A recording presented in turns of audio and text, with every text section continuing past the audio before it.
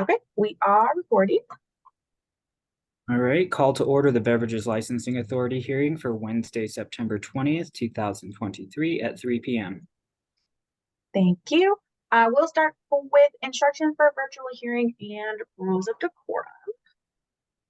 Just gonna share my screen real quick.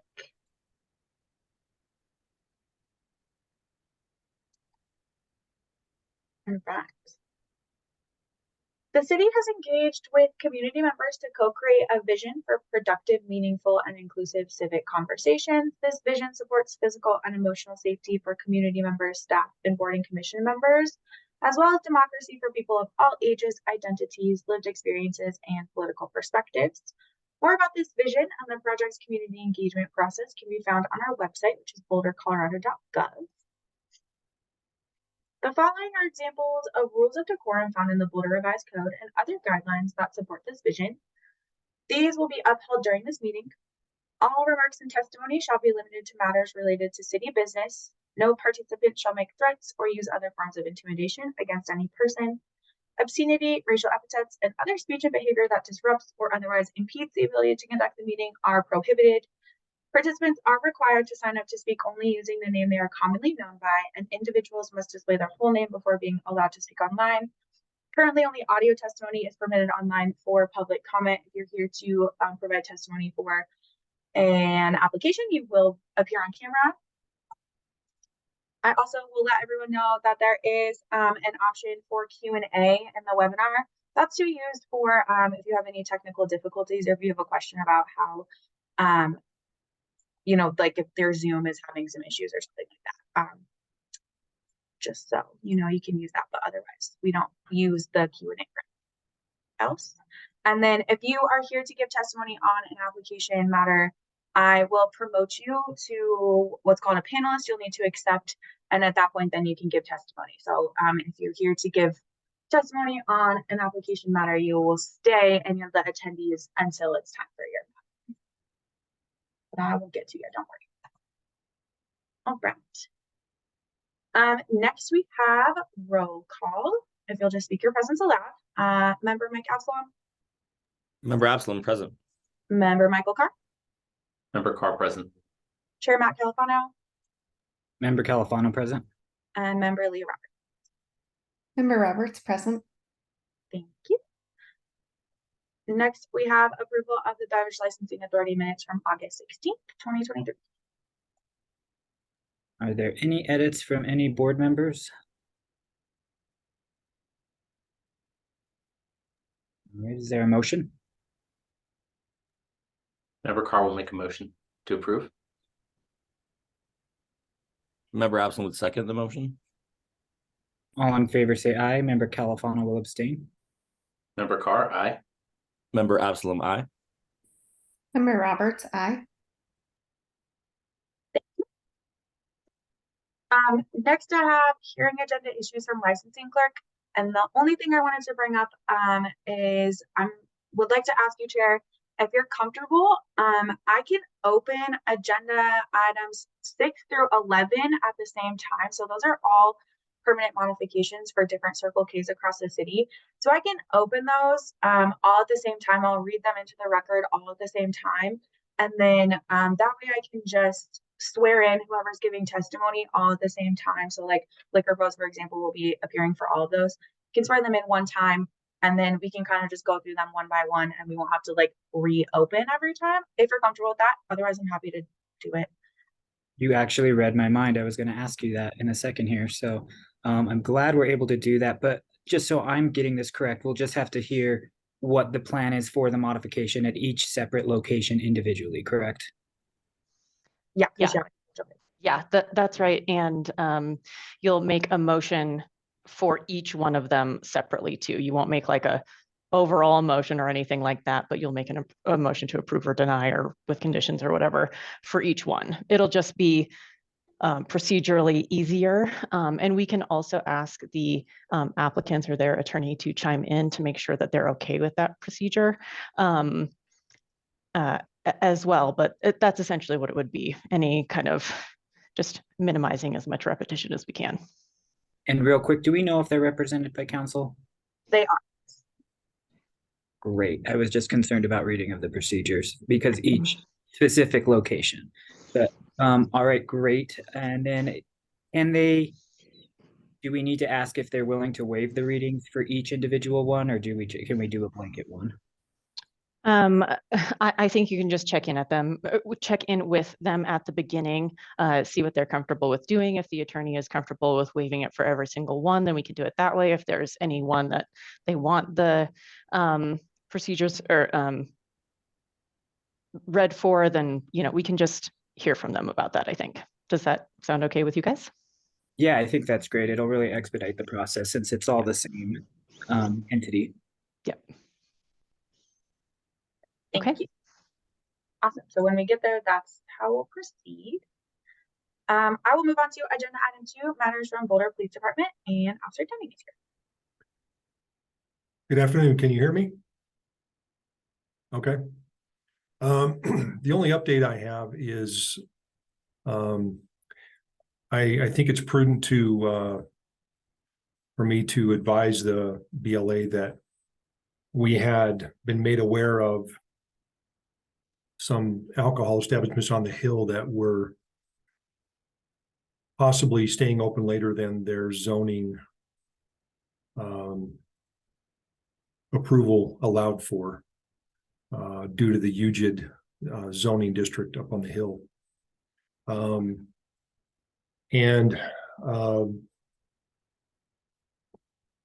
I looked into it and licensing has looked into it. The reason that I wanted to advise you all is that if you have heard of any of those establishments that possibly are staying open later than they are supposed to, we documented at least one establishment with calls for service after their designated closing time. Reached out to the owner and who has apologized and assured me that they will not happen again. So if you hear of any of that, rest assured that we are looking into it. I've looked into it, working with Kristen and her group, and kind of allowing zoning to take the forefront on this in code compliance. However, when we had a couple of calls for service at one restaurant, I reached out directly because if they open later than they're supposed to be, and we end up having calls for service up there that we wouldn't otherwise have occurred, and that's something I want to make sure that I get notification to the owner as soon as possible. So, but we are taking a look at those and we'll be monitoring. So far, I've only found one establishment that was not in compliance with that. So that's all I have. Thank you, Officer Denig. I have a quick question. And I believe you'll know the answer to this, but the ordinance is a closure of 11 p.m. Is that correct? Yes, from my reading of the ordinance, it's a closure at 11, not ceasing of alcohol service at 11. And because that's it's not new, but it's relatively new given some of the establishments located on the Hill. Some of them are grandfathered in to be after that. Is that correct? Yes, there are. If you read the ordinance, if a license was transferred from one entity to another, then that was the grandfather clause in the 2013 ordinance. And several of them were grandfathered in. Great. Thank you, Officer Denig. Are there any other questions for Officer Denig from the board? Not seeing any. Well, thank you so much, Officer Denig. You bet. Thank you. I'll move on to agenda item 3, which is matters from Responsible Association of Retailers, and I see that Mr. Dewey is here. Good afternoon, everybody. Luckily, not much to report this month. Trainings are still jam-packed full. No joke, today I just scheduled 2 more in-house trainings with 2 of the members in Boulder. So everything's going good on that side of things. Like I told you all, I'm working down there a lot now with building the cannabis chapter as well now. So other than that, the other main thing, like I said, I mentioned a few months ago, we're going to do this patron safety training. My assistant and I are finally putting together all the paperwork for that, and then I'm going to submit it to you all within the next 2 weeks, and hopefully we can get that as an agenda item. I'll talk to Caitlin about that, just so you guys can have that paperwork to see what it is, because it was something I wanted to do at the beginning of November. Just to refresh your memory, patron safety would be a training especially for the the managers and owners, but they can send anybody in the staff, and that's just to train them on everything from bar security to alcohol poisoning to over service, as well as date rape and those sort of sexual abuse things that might happen within the course of kiddos drinking in the college age, and then also bringing the more mental health issues to board as well, just making sure we have a resource for folks, for patrons who might be suicidal or workers who might be suicidal during these times, resources for them in the area. So I am joining forces with some of the Boulder and Boulder County nonprofits and other medical and mental health organizations to put this on. And I hope to have like an official certificate and approval by you all. We're going to do it either way because it's a great training. But I think it's just something that people can bring forward and say they were a part of, at least if, as a mitigating benefactor, as well as being part of RAR. So yeah, other than that, if you all have any questions, I'm always ready. Great. Thank you, Mr. Dewey. Are there any questions from the board for Mr. Dewey? Not seeing any. Well, thank you again for being here. Yep, thanks a lot. Thank you. Next, I'll move to agenda item 4, general public comments for future beverage licensing authority hearings. If anyone is present and would like to give a general public comment on something that's not on the agenda for today, please go ahead and use the raise hand function, or you can give me a thumbs up and I'll allow you to talk. I'm not seeing anyone. I'll do last call. If anyone is here for general public comments for future beverage licensing authority hearings, go ahead and use the raise hand function. Okay, not seeing any. I'll move on to agenda item 5, which is public hearing and consideration of an application filed on March 29th, 2023 from Rafa Racing LLC, DBA Rafa, 1815 Pearl Street, Boulder, Colorado 80302. Simon Motram, 100% owner, with the premise business mailing address for renewal of a beer and wine type liquor license. And if you are here to give testimony on this matter, if you won't mind raising your hand so I can get you in. Okay.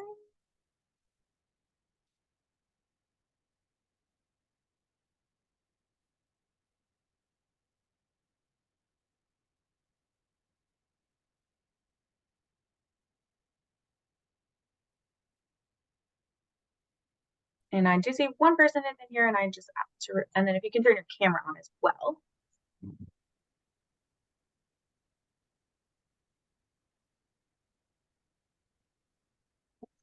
Okay.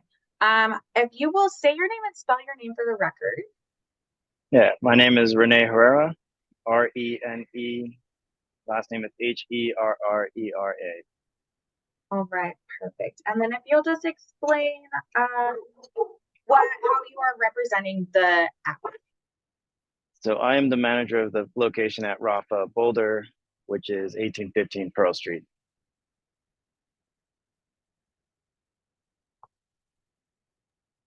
Thank you. Sorry about this. We have crazy bugs. 1 second.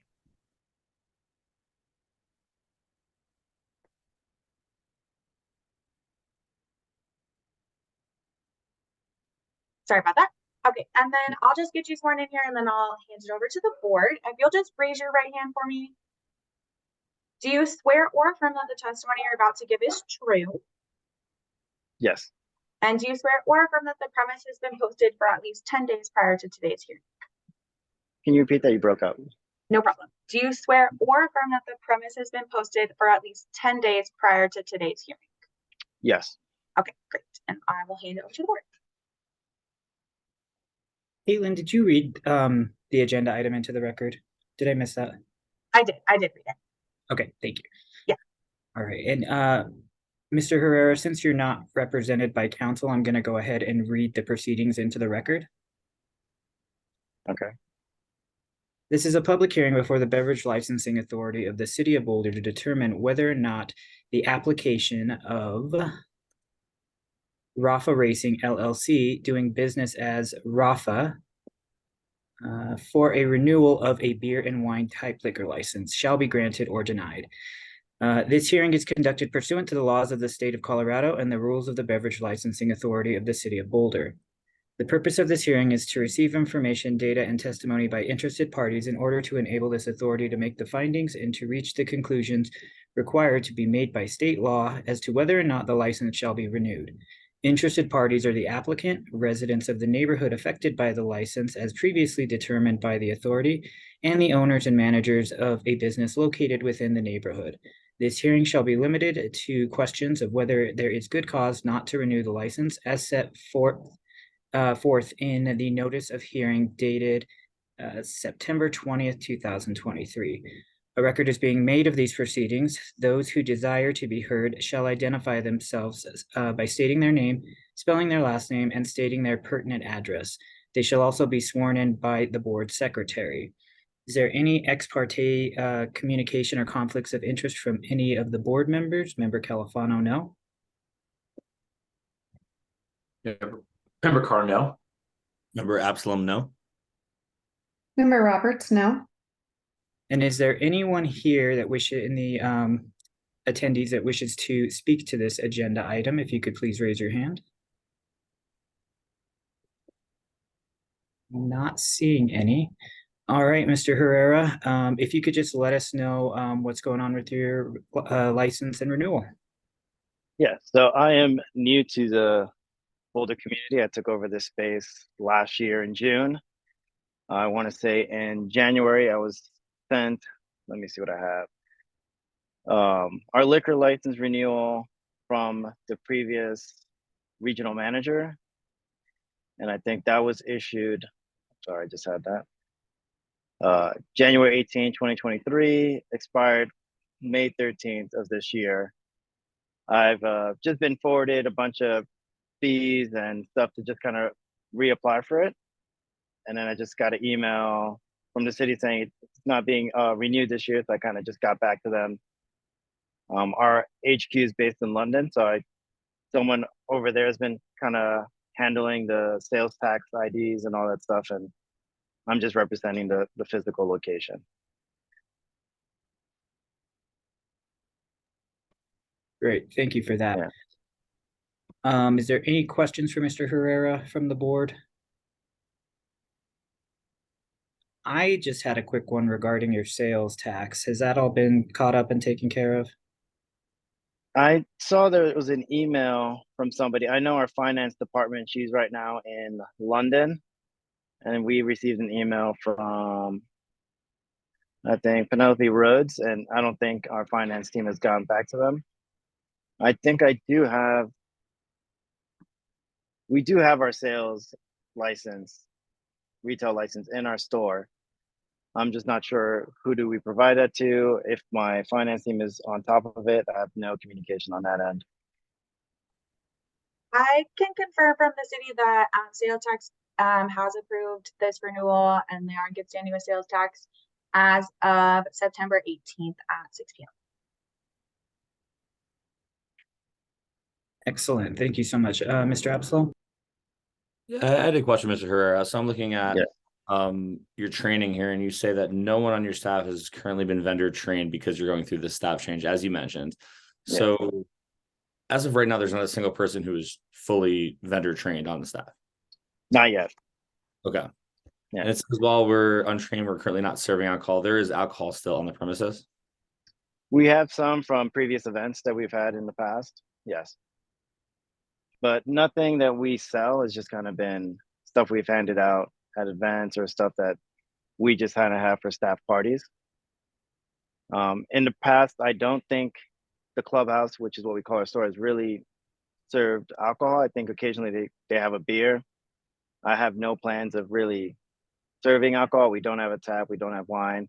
It was something that was just kind of pushed to me through email, and I just kind of been following the process that was given to me.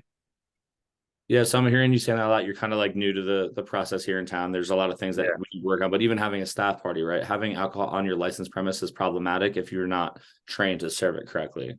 So my suggestion would be you need to get with RAR. I suggest that with Nathan Dewey, and then licensing will help you with the next steps of what you're doing with the alcohol on site. But that being said, not having alcohol on site and not having any sort of vendor training and or responsible alcohol policy on site, that sounds like you're just kind of new to it. We need to see some training on a lot of levels here is what I'm looking at right now. Yeah, I think my cafe lead, my barista, I think originally was the first person to apply for this renewal, and then they got back to him with the training.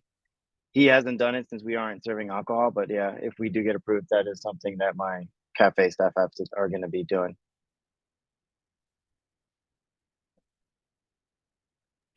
I don't have any questions. Do you say you didn't have anything else? There any other questions from any other board members? All right, Mr. Herrera, is there anything else you'd like to present to us? No, I do not. This time we will close for deliberation. Is there any discussion, motion? I'm glad to see that the sales taxes have been paid. That was a concern of mine. It is also concerning that there isn't a training policy in place or just alcohol serving policy, or no one has tips training. So I would say I think we need to, if we're going to renew this, have a condition on there that all that is completed, and I would say have the applicant come back within 90 days or so, just to report back on that status. Is that a motion? I mean, that's a discussion topic. How does everyone else feel about that? Yeah, I was just piggyback on that. Did anyone read over Christiana's email? Yes. About an item. So in terms of those three things, the motion options that we have there, I think member Carr, you're right in line with one of those options. I agree. I don't think we can really even see this right now. But my concern is that there is, there's alcohol on site, and even hearing like a staff party thing that makes me concerned. We need someone on site who is a responsible vendor before we, move from there. Yeah, I don't really see a reason to renew something that's not being used either. It seems, I don't know. We do have the option to continue this as well and have him come back a little more prepared next month. That makes a lot of sense to me. I think that might have been in line with what member Carr was getting at, per his discussion, not a motion yet, but I will make a motion to continue this agenda item until October, under the condition that we have an alcohol policy, we have vendor training, and then anything. I think those are the two conditions I would like to see. Mr. Herrera, would that be enough time for you to get with RAR, 30 days? I can check with my staff. I actually have to leave for work on a business trip. I think 30 days. Is it like my whole cafe staff going to RAR and tips training? You can start with getting in touch with RAR, and they can kind of guide you on how to build a responsible serving policy. And then you will need to get your staff through tips training within, it's 60 days still, correct? It is, and can I just piggyback, Matthew? Caitlin, who is the registered manager of this? I can't see that. Is that in one of the forms I'm missing? Let me see. Unfortunately, our system that holds like all of our licenses is down today Okay. for maintenance. So I can't look in the system, but it should be in the packet. I mean, if we're still having a little, yeah, I'm looking at the packet right now. It looks like Gordon Sauer is the registered manager according to the liquor license renewal application. Mm-hmm. So I think that should have been changed to me, because I think I just renewed. I've sent the recent renewal forms. Okay, registered manager changes you are required to report those. So if you are changing the registered manager, then you would need to report that.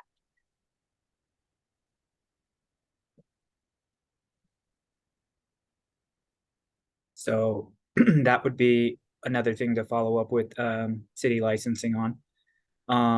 But would 30 days give you the time to just at least come up with an alcohol policy, maybe even just have scheduled tips courses on the books? Yeah, let me check my email because I think I've also sent out, let's see. I have submitted a change of manager form. Is that the paperwork you're asking about? That would be how you would, report a manager change, but what you're talking about. And I'm sorry, I can't see that because I can't get into our system where we have all application. Okay, because yeah, I've submitted that, I think, back in May. And this liquor license, only if we're really planning to serve, is it if your location has a tap or canned beers? Because, you know, like I said, this is something that was just kind of thrown on me. I just filled out the forms, paid the fees. I don't plan on using it. I don't plan on serving alcohol at my location. So that's something I still need to move forward with. So that would also include your staff parties because you are an unlicensed premise. So you would not be able to have alcohol that's After not, hours. yeah, everything. So And if Is- we're is- here, do you have a raised hand here, member Carr? Not me. I believe it's Christiana. Oh yeah, okay. Just really quick, if Rafa is not going to use their license, there is always the option to withdraw the renewal and to just let the license expire if they don't want to go through the process of renewing it. So that's an option, but that's up to the applicant to decide whether to withdraw or to continue with the renewal application.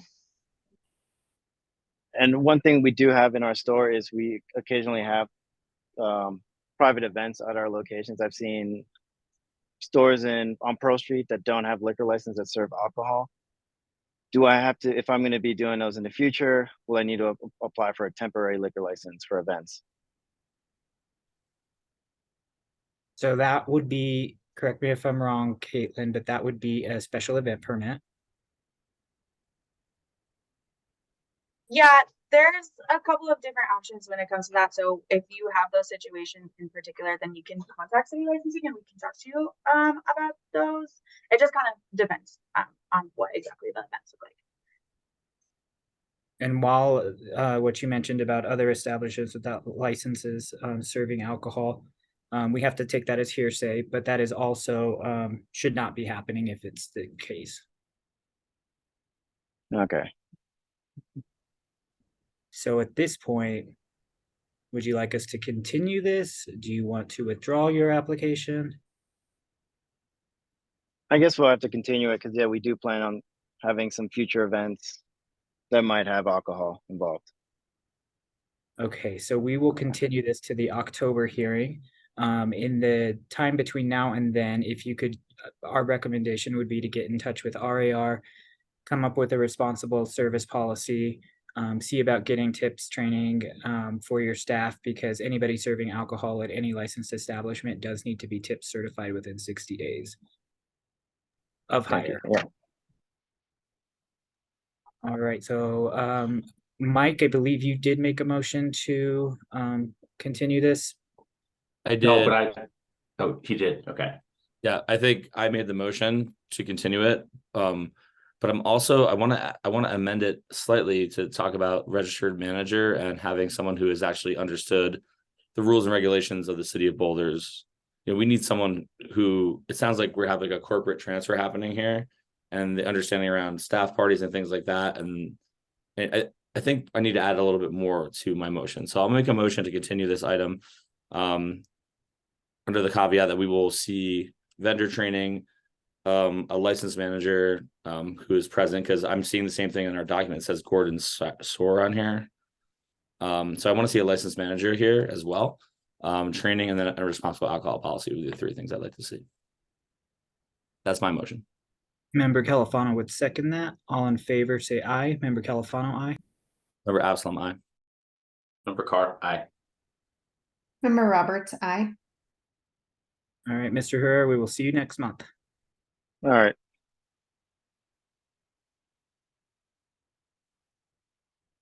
Okay, thank you. Give me 1 second.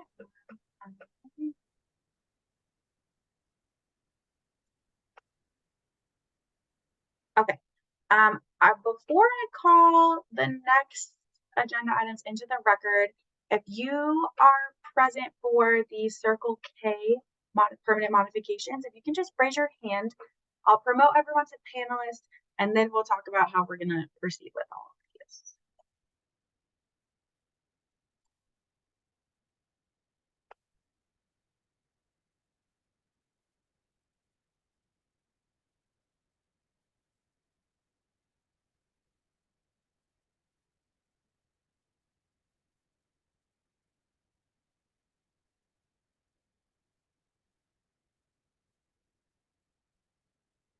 Okay, and then last call, if you're here for Circle K, if you'll just raise your hand, or Mr. Coates, if you can let me know if everyone who's supposed to be in here is in here.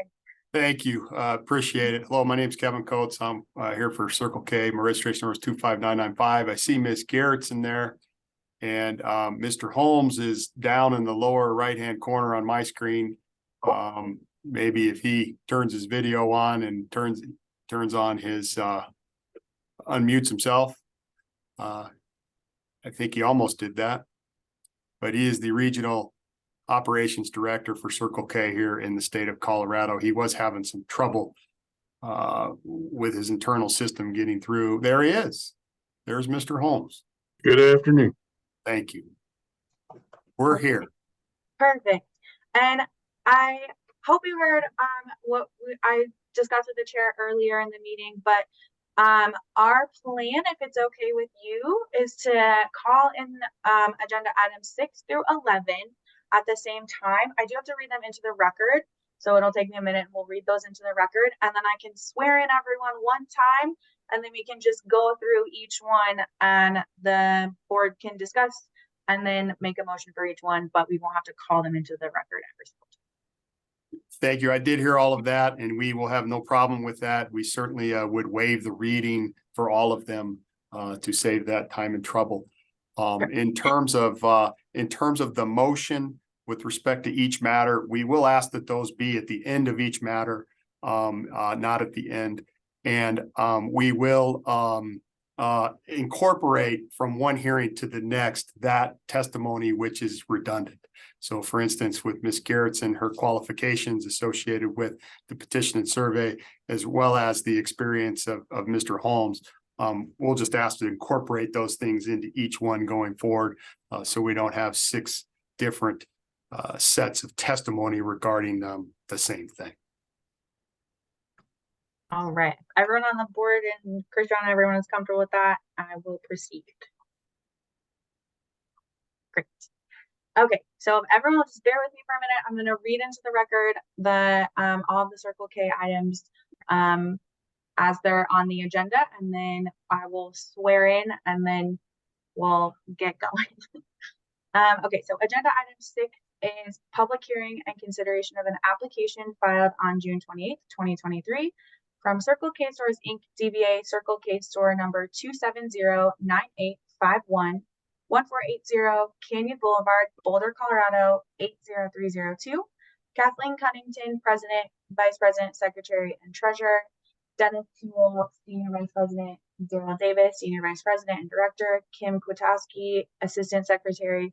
Mark Tate, Vice President, and Monica Huron, Assistant Secretary, with the business mailing address of P.O. Box 690007, San Antonio, Texas 78269, for a permanent modification of a fermented malt beverage and wine retailer off-premise type liquor license. Agenda item 7, public hearing and consideration of an application filed on June 28th, 2023 from Circle K Stores Inc.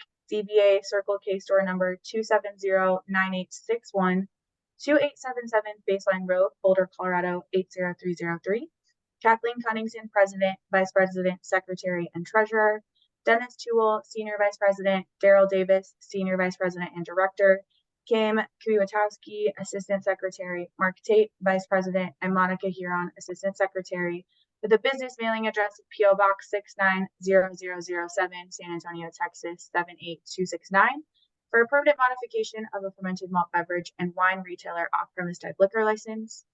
Agenda item 8, public hearing and consideration of an application filed on June 28, 2023 from Circle K Stores Inc. DBA Circle K Store number 2709865, 3040 Broadway Street, Boulder, Colorado 80304.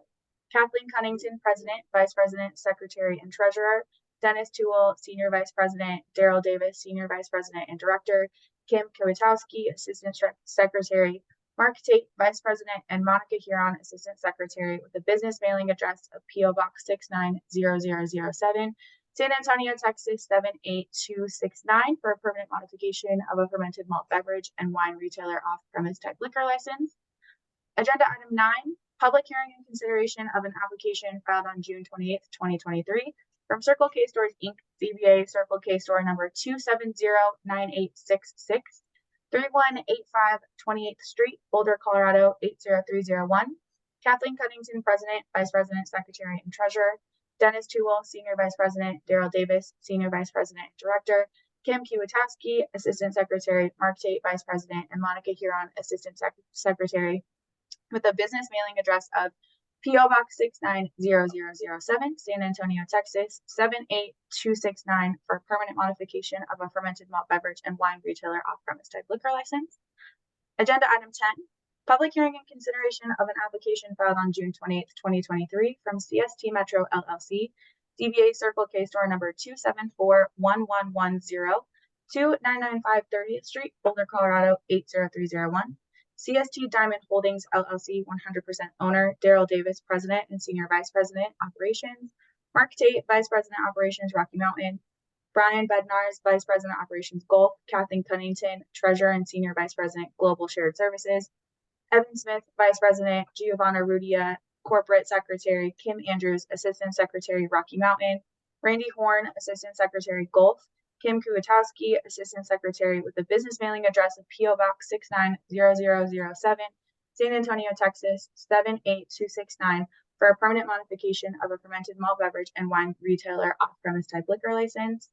And agenda item 11, public hearing and consideration of an application filed on June 28, 2023 from CST Metro LLC, DBA Circle K Store number 2744057, 1844 Folsom Street, Boulder, Colorado 80302. CST Diamond Holdings LLC 100% owner, Daryl Davis, President and Senior Vice President Operations. Mark Tate, Vice President Operations, Rocky Mountain. Brian Bednarz, Vice President Operations, Gulf. Kathleen Cunnington, Treasurer and Senior Vice President, Global Shared Services.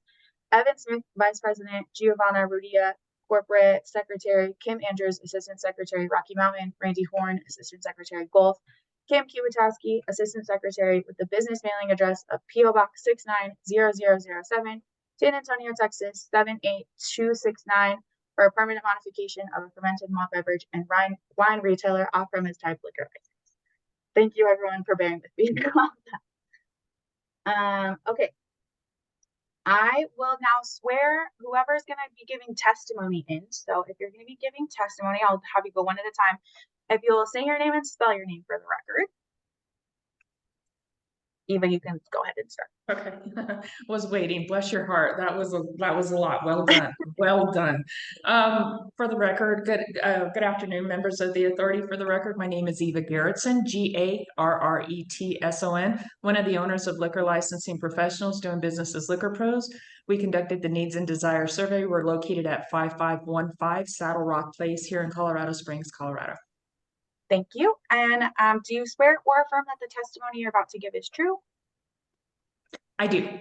And do you swear or affirm that the premise has been posted for at least 10 days prior to today's hearing? Yes, we do. So, and whoever else is going to give testimony, if you'll just say your name and spell your name for me. Craig Holmes, CRIGHOLMES, Regional Operations Director, Circle K. Thank you. Do you swear or affirm that the testimony you're about to give is true? I do. Okay, and then Eva testified to the 10 days. So, and that's it for testimony? If I may we ask the chairperson to request if anyone else is here and present that intends to testify regarding any of the items associated with 6 through 11.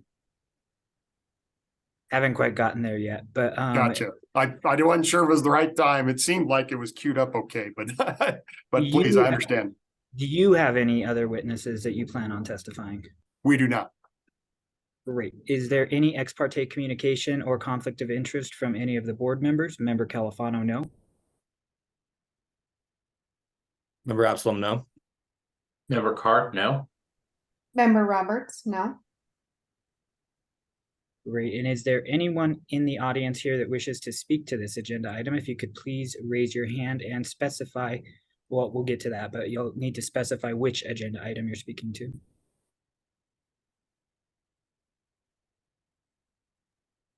Not seeing anyone. All right, Mr. Coates, if you could just record your appearance and you may proceed. Thank you.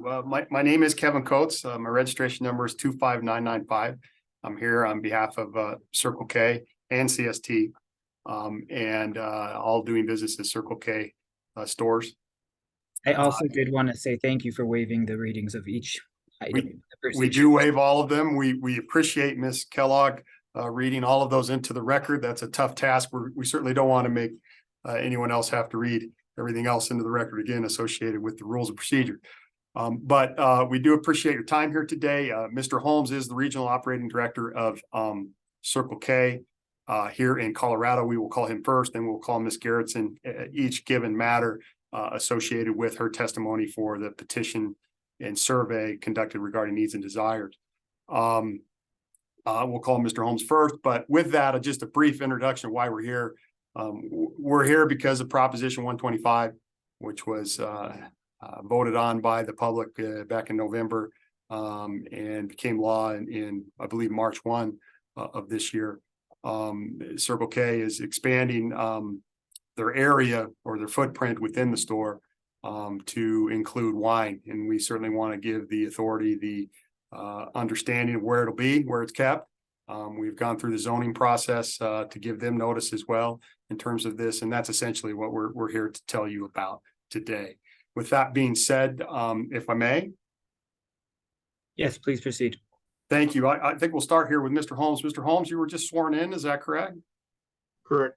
And could you tell us who you are and what your title is? I'm the Regional Operations Director for Circle K. I have 96 stores in the state of Colorado that I oversee on a daily basis. How long have you been with Circle K? 24 years. You've testified in front of this authority, different versions of it, many times. Is that correct? I have. In terms of this particular application, and first we're going to talk about the store located at 1480 Canyon Boulevard.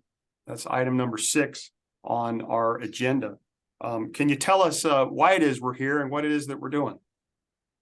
So, yeah, pursuant to the passage of the bill that you mentioned earlier, we're wanting to add wine into our stores, and it's purely showing the designated space where that wine will go on the sales floor and in storage. And in terms of your operations thus far, you haven't included any wine within the footprint yet to date. Is that right? Correct. We wanted to obviously be in front of the authority to get their approval associated with the placement of wine product prior to putting any product within the store. Correct.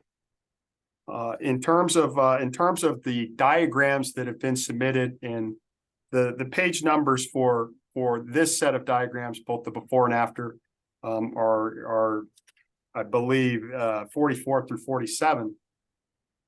Those diagrams, essentially, you have an after diagram that you're going to show where the wine has been, will be displayed. Is that correct? Correct. Tell us a little bit about, with respect to this particular store at 1480 Canyon Boulevard, what it is you're doing in this store specifically associated with the addition of wine product. A one-door cooler, and I think it's a it's either a 2 or 3 foot wide shelf that fits right next to the cooler.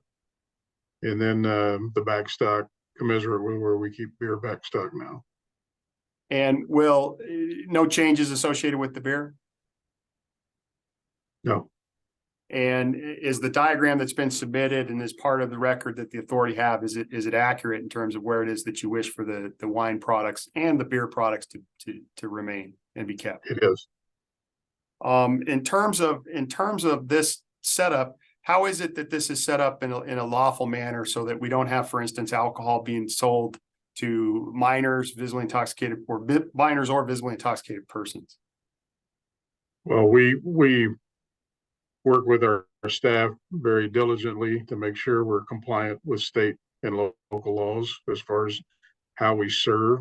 This product will be right next to the beer in this particular store, which we've worked very hard with your local police department to ensure that we're compliant and less calls and frequent incidents at this site. So, I think we're in a good place from a compliance standpoint and from making sure we do business the right way. Will anything change with respect to your training program, your policies and procedures, or your point of sale system, if in fact this modification is approved? No, it'll be the same safeguards we have in place now. We have age restricted sales are captured differently in our stores. It comes up as a notice on the POS system for them to check IDs. We require our employees to scan IDs instead of trying to do the math in their head, just to make sure we're compliant. So it's the same procedural process we have with beer in place now. Do you have possession of this premise for a period greater than 1 year? Yes. And are you in compliance with any school distance restrictions at this location? Yes. Are you in compliance with zoning at this location? Yes. And in fact, zoning has signed off with respect to our application and provided an approval essentially of those diagrams for zoning purposes. Is that correct? Yes, that's my understanding. With respect to need and the desire associated with this modification, tell us a little bit about why you believe that there's a need in the area and a desire within the area to have the wine products essentially added to the current display. Well, from our standpoint, it enhances the offering, obviously, as a retailer. But beyond that, you did have a large vendor that was across the street from us prior, and that sold these type of beverages that's no longer there. So I feel like in this particular site, it's an enhancement not only for us as the retailer, but for the community as well. Have customers been asking at this location with respect to wine sales and if you're going to have wine sale? Yes. And how often do they ask? My understanding is we get pretty much a daily inquiry. I couldn't tell you exactly how many, but I think it's come up numerous times since March. Does that show a need essentially in the area for issuance of this or approval essentially of this modification to allow for the addition of the wine products? We believe so, which is why we're here today. Do you believe that if the wine products are added based upon approval by the local authority and state, that in fact you can continue to operate in a compliant manner as you have and not have issues associated with sales of alcohol to minors or visibly intoxicated persons? Yes. Is there anything else you'd like to tell the authority with respect to this particular location that I have not asked you a question about? No, I think I'm good. And one thing I do think it's important to ask is the placement of the product, the alcohol product at this location.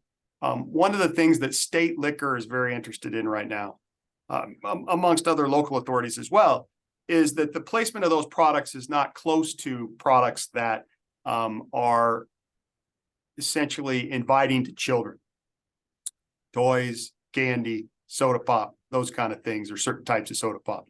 Can you describe for us the placement essentially of the alcohol in this, where the wine will be placed, in order that it's not essentially in spaces that will be consistent with or that are consistent essentially with that state mandate. And it's our understanding that in fact, a regulation is possibly being created right now to prohibit that, or to at least allow for signage to be posted if in fact the alcohol is kept close to those areas.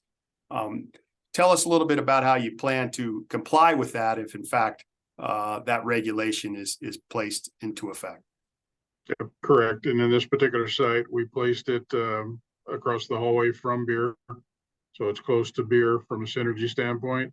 And the way our stores flow, this would be in the take home aisle.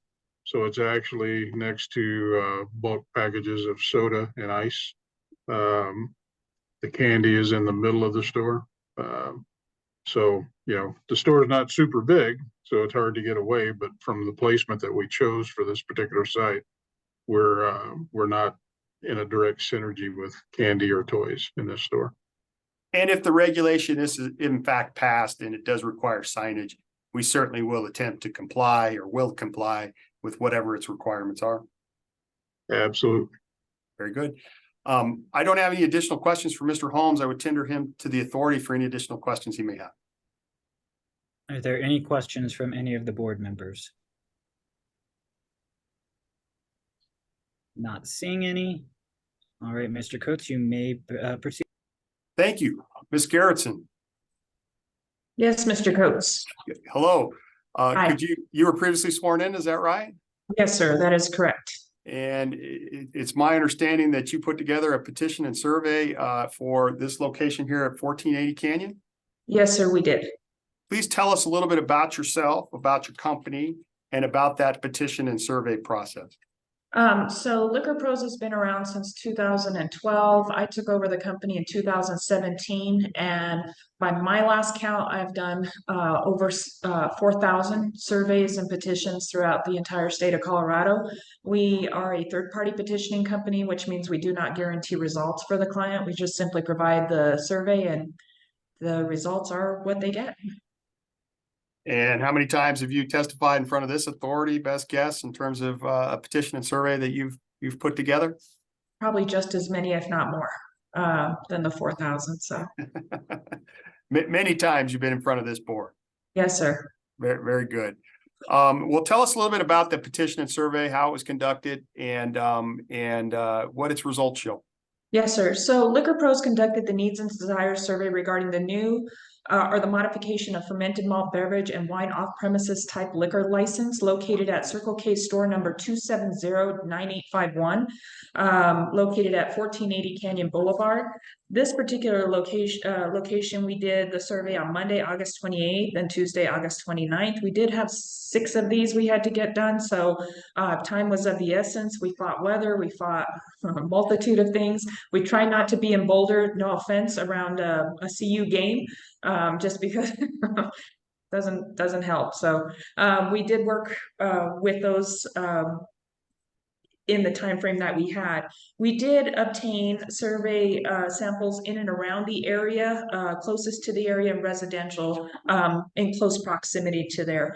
With this particular location, we made attempted contacts and attempts with 397 business owners, managers, and residents. As you know, we have 2 packets. One is a business, one's a resident.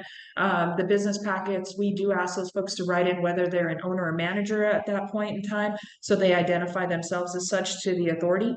Of the total amount of contacts and attempts, we obtained a total of 114 signatures in this area. 40 were from business owners and managers. 90% signed in favor with 36 signatures. 4 opposed at 10%. We really tried to focus in on finding those folks of similar type licenses in order to give them notification. The reason we did that is because that was the issue last time when 3-2 Beer went away and it was just applied with the fermented malt beverage. So we really wanted to make sure that we let those other outlets know and aware that this was coming into their area. We then made attempted contact or obtained a total of 74 residential signatures.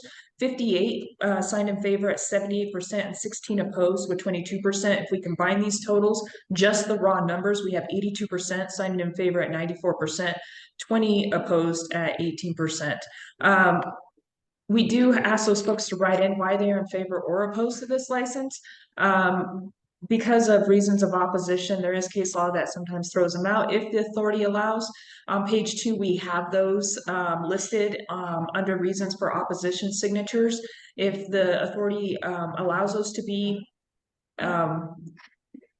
kicked out due to invalid or irrelevant to the needs and desires, that actually bumps that percentage in favor up to 92% and 8% opposed. But just looking at the raw numbers, this is something that's been consistent around the state with other licenses of this type that we've done so far. It's not a huge amount that we've done, but this is consistent. It's usually still around the low 70s to, low 80s to high 70s, or high 70s to low 80s percentage of approval, which actually mirrors the fermented malt beverage licenses that we did before. But the 82%, given the fact that they've had the fermented malt beverage license there ahead of time, still shows a positive need and desire for this license in the area.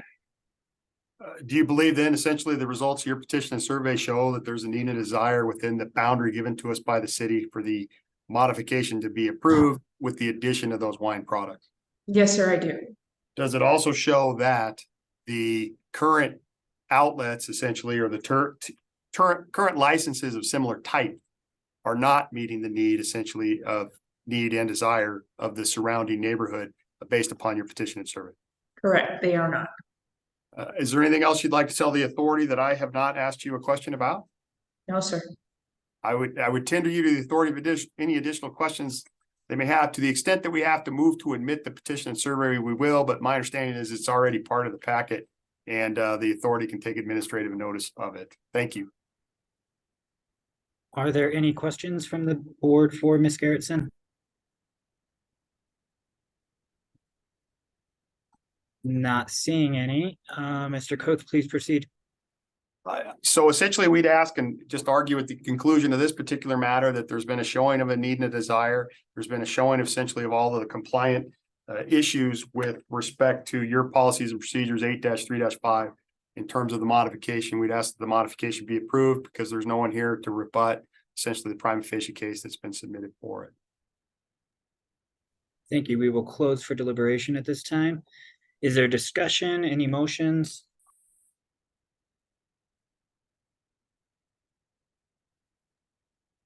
Go ahead, Mike. I'm willing to make a motion to approve this license based on the testimony we've heard today. There a second? Second that. All right, we have a motion and a second. All in favor, say aye. Member Califano, aye. Member Absalom, aye. Member Carr, aye. Member Roberts, aye. Modification approved. Thank you. Shall we move into number 2? Please. Very good. And actually number 2 is number 7 on our agenda. Mr. Holmes, you're here again under oath to testify with respect to the modification that's been filed for the address at 2877 Baseline Road as a Circle K Stores Inc. Is that correct? Correct.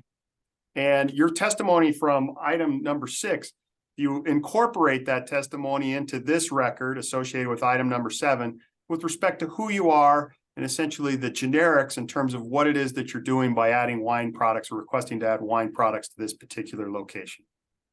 Correct. If you could please let us know a little bit about specifics, and the specifics will start with the diagram that we have there that is on pages 82 through 85 of the packet. Are you familiar with the after diagram essentially that we're asking that shows the depiction of where the wine products will be? Yes, I am. Could you tell us a little bit about that and what it is that we're doing with respect to that diagram? We're adding a end cap and a small rack next to the sales counter. So not a large change at the site, so to speak, but it would be adding wine in those 2 locations. And the testimony that you gave before in terms of making sure that you were in compliance associated with the liquor laws, training, all other the things that go along with that, essentially, will those continue with respect to this location if in fact your approval is given associated with a modification? Absolutely. And then again, same questions associated with location of the wine products that are being added with respect to, for instance, toys or candy. Are your statements essentially the same as they were with respect to the previous matter, item number 6? Yes, yes, we actually, the end cap chosen was the end cap that does not have candy on the end cap. And in terms of the customers at this location, could you tell us a little bit about if they are asking, in fact, for if you will sell wine products and how often? Yes, this one, similar to the last store, the same thing. We typically hear about it on a daily basis, weekly for sure, since the law passed in March. And due to Coach Prime and where this store is at, we've heard it a lot more recently. Is this store in compliance with any distance restrictions associated with school? Yes, And is it in compliance with zoning? yes, And do you believe that essentially the customers that have been asking about it show that there's a need and a desire within the area for additional wine products to be sold from your facility? we believe so. Will you be able to remain in compliance as you have in the past associated with this location if in fact the modification is made associated with wine products? Yes. Is there anything else you'd like to tell the authority about this particular location that I have not asked you a question about? No, sir. And I appreciate that. I will tender you to the authority for any additional questions that they may have. Are there any questions for Mr. Holmes from the board? Not seeing any. Mr. Coates, please continue. Thank you. Ms. Garrettson. Yes, sir. You were previously sworn in, is that right? Yeah, yes, sir. And do you incorporate essentially your comments about who you are and about how you conduct a survey and how often you've testified in front of this authority from items number 6 on the agenda to this item number 7 for this location? Yes, sir. Could you please tell us a little bit about essentially the petition and survey that you conducted for this location here that's at 2877 Baseline Road? Yes, sir. So Liquor Pros conducted the needs and desire survey regarding the modification of a fermented malt beverage and wine off-premises type liquor license for Circle K Store 2709861 located at 2877 Baseline Road. This is one of the higher percentages that we received in favor of the 6 that we conducted. We did this particular survey on dates of Wednesday, August 30th and Thursday, August 31st. Made attempted contact with 475 business owners, managers, and residents inside the area. Once again, trying to stay in close proximity to the area, grabbing feedback all the way around. The results were of the 475, we obtained a total of 114 signatures, 40 signed in favor with businesses, 40 business signatures, 36 signed in favor at 90%, 4 opposed at 10%. We then obtained a total of 74 residential signatures, 63 signing in favor at 85%, 11 opposed at 15. If we look at just the raw numbers, we have 87% signing in favor at 99 signatures and 13% opposed at 15. Once again, we do ask those folks to write in why they're in favor or opposed to those particular license. Competition was one of the ones that came in as a concern as well. Crime was very low. But looking at the raw numbers, the 87%, as I was saying in the first one, we've seen numbers with these types of this license type in adding the wine of somewhere in the high 70s to low 80s. This is actually an 87%. So the 87% clearly shows a positive need and desire for this particular license in this area. And taking your last statement into account, do you believe your petition and survey shows that there is essentially Yes. a need and a desire within the defined boundary given to us by the city that allows essentially for the addition of wine products at this location? Yes. And do you believe that the current outlets based upon your petition and survey or the outlets of similar type near the establishment are not meeting the need and the desire of the inhabitants of the residents given to us by the boundary, given to us by the city of the boundary? They are not. Thank you. Is there anything else you'd like to tell the authority about this location that I have not asked you a question about? No, sir, not unless they have a question of me. Thank you. I tender you to the authority for any additional questions they may have. Are there any questions for Ms. Garrettson from the board regarding the petition? Not seeing any. Mr. Coates, please continue. I would just state the same position we made with respect to item number 6. No one is here in opposition. We have met or showed a prima facie case essentially for issuance of the or approval of the modification application based upon all of the items discussed in number 6 as well. So we'd ask that the authority approve the modification. Great, we'll close for deliberation. Is there any discussion or a motion? Member Califano would move to approve the license. Member Absalom would second. All in favor say aye. Member Califano, aye. Member Absalom, aye. Member Carr, aye. Member Roberts, aye. And apologies, I said license, I meant permanent modification. Thank you. If I may continue. Please do.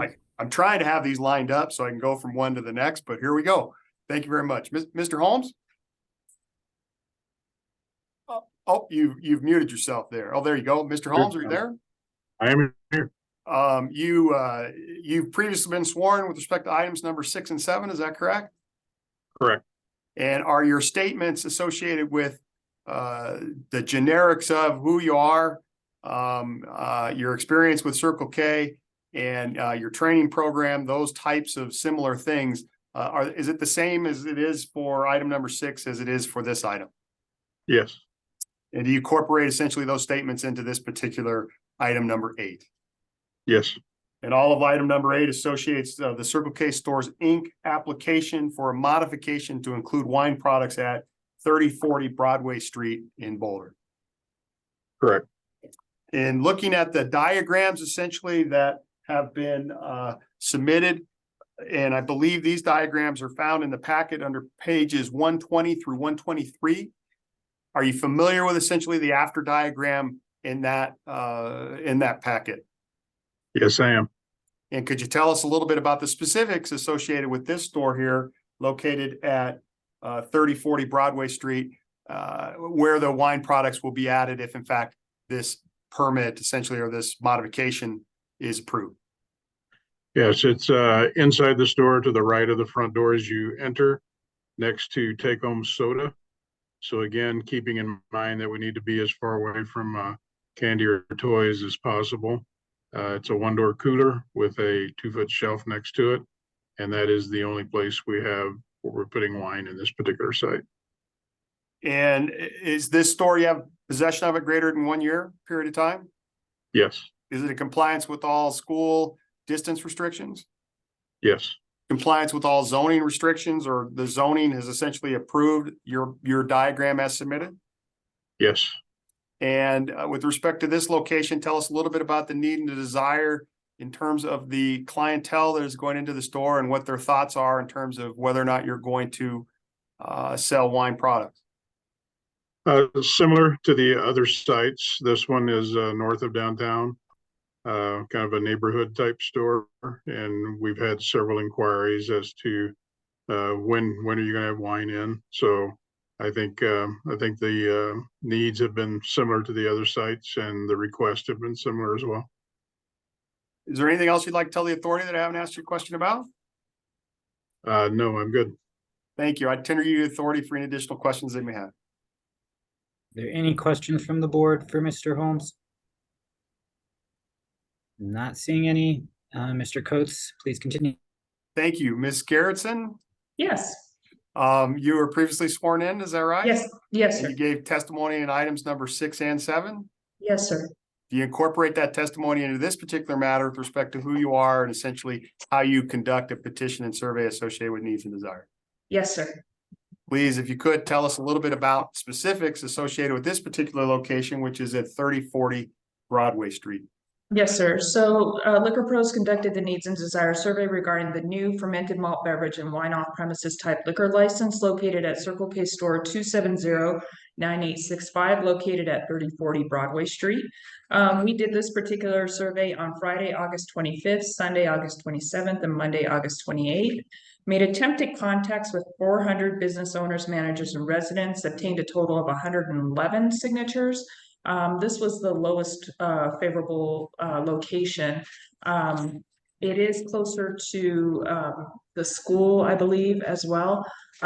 We did have quite a few underage in there, and so what we wanted to make sure we did was, well, not as many, but what we did in our previous surveys is we do look at the person coming to the door. If we feel that they are underage, we do ask for ID. So I do want to put that out there as well, and we've done that following suit with all the rest of the surveys we did. Of the 111, 21 were from business owners and managers, 17 signed in favor at 81%, 4 opposed at 19%. We had 90 residential signatures with 81 signing in, or 73 signing in favor at 81%, 17 opposed at 19%. Just the raw numbers, we have 81% signing in favor with 90 signatures and 21 opposed at 19%. Some of the reasons in opposition of concern, kids in the area, competition, alcoholism, traffic, and homelessness. If we remove those that don't necessarily speak to need and desire, it bumps it up to 87%. But even just the raw number of 81% in favor still shows a favorable need and desire for this license in the area, and that the existing outlets have not yet met that need. Very good. If you could tell us, it sounds like you took particular care associated with this location to make sure that those under the age of 21 were not participating within the survey? Correct, in all areas of Boulder. At one point in time, what happens is they shift from the summer classes to the fall classes, and so yeah, we always make sure that those new folks coming in that are renting other places, that we do ID those folks. Did that have an impact upon the number of participants in the petition and survey? It does. Does that have any impact on whether or not you believe that your petition and survey shows that there's a need and a desire within the defined boundary given to us by the city for approval essentially of this modification allowing for wine products? No, sir. And does it have any impact associated with what you stated before, and that is that the outlets of similar type are not meeting the need of the area based upon the petition and survey results that you provide? Correct. Is there anything else you'd like to tell the authority that I haven't asked you a question about agenda item number 8? No, sir. Thank you. I have no additional questions. I appreciate your time. I tender you to the authority for any additional questions they may have. Are there any questions for Ms. Gerritsen from the board? Not seeing any. Mr. Coates, please continue. Again, same arguments associated with, and they're not really arguments, same point, I guess, with respect to items number 6 and 7, but there's no one here in opposition. We've made a prima facie case. We'd ask that the authority approve the modification. Great, we'll close for deliberation. Is there a motion or any discussion?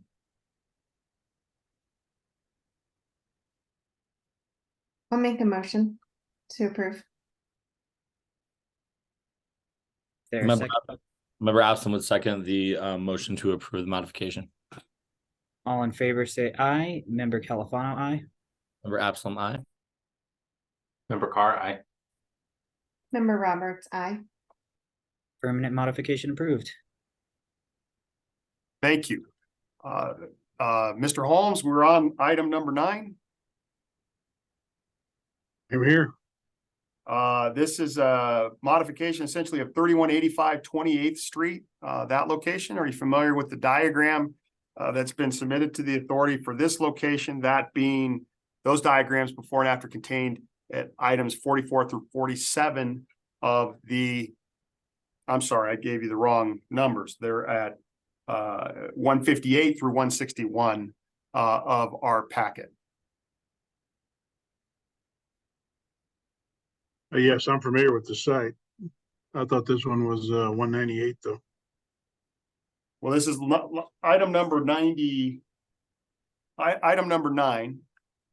Right. And item number 9, I better make sure now. Sometimes you have to slow down here a little bit.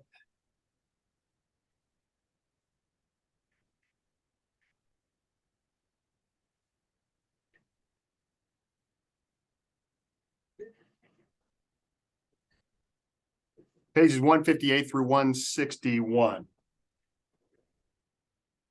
are the items that they were looking at with respect to item number 9, which is the location of 3185 28th Street.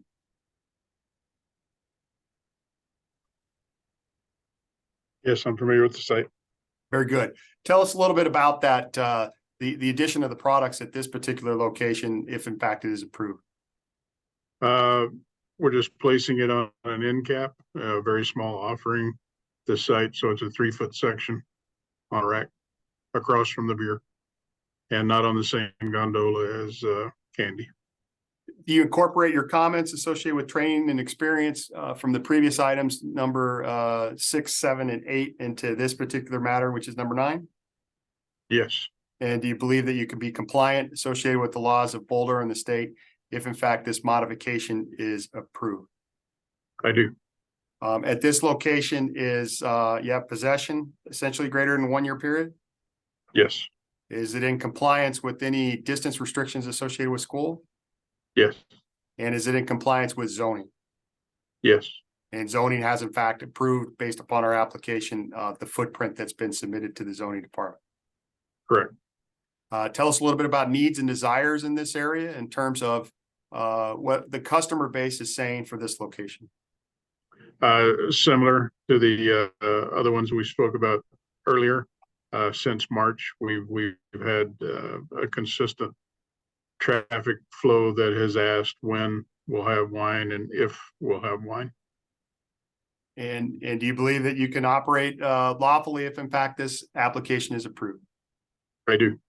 Is there anything else that you think we should let the authority know specifically associated with this modification at the location here on 28th Street? I know. Thank you. I tender Mr. Holmes to the authority for any additional questions they may have. Are there any questions for Mr. Holmes from the authority?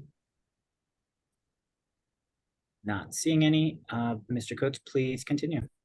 Thank you. Ms. Garrettson, Yes, sir. if you could tell us, you were previously sworn in, is that right? Yes, sir. And you incorporate your comments associated with who you are and what you've done in terms of petitioning and survey from items 6, 7, and 8 into this item, agenda item number 9? Yes, sir. And could you tell us a little bit about essentially the petition and survey that you put together here for the location at 3185 28th Street? Yes, sir. So Liquor Pros conducted the needs and desire survey regarding the new the modification of the fermented malt beverage and wine off-premises type liquor license located at Circle K Store 2709866, located at 3185 28th Street in Boulder. Did this particular survey on Friday, August 25th and Saturday, August 26th, made attempted contact with 423 business owners and managers and residents inside the area, obtained a total of 116 signatures. 39 were from business owners and managers. 36 signed in favor at 92%, 3 opposed at 8%, 77 residential, 66 signed in favor at 86%, 11 opposed at 14%. We do combine these totals with the raw number of 102 signing in favor at 88% and 14 opposed at 12%. Kind of mirrored the other two, but this was one of the higher favorable ones in the area at 88%, followed the same process, procedure, everything that we did from before. Clearly shows a positive need and desire, and that the existing outlets have not yet met that need. Thank you. I don't have any additional questions. Appreciate that. And I would tender you to the authority for any additional questions they may have. Are there any questions from the board for Ms. Garrettson? Not seeing any. Mr. Coates, would you like us just to close for deliberation? Please. All right, we will close for deliberation. Is there a motion to approve? Member Carl will make a motion to approve this permanent modification. Member Califano will second. All in favor, say aye. Member Califano, aye. Member Absalom, aye. Member Carter, aye. Member Roberts, aye. Permanent modification approved. Thank you. Mr. Holmes, agenda item number 10, which is at 2995 30th Street in Boulder. You were previously sworn in, is that correct? Correct.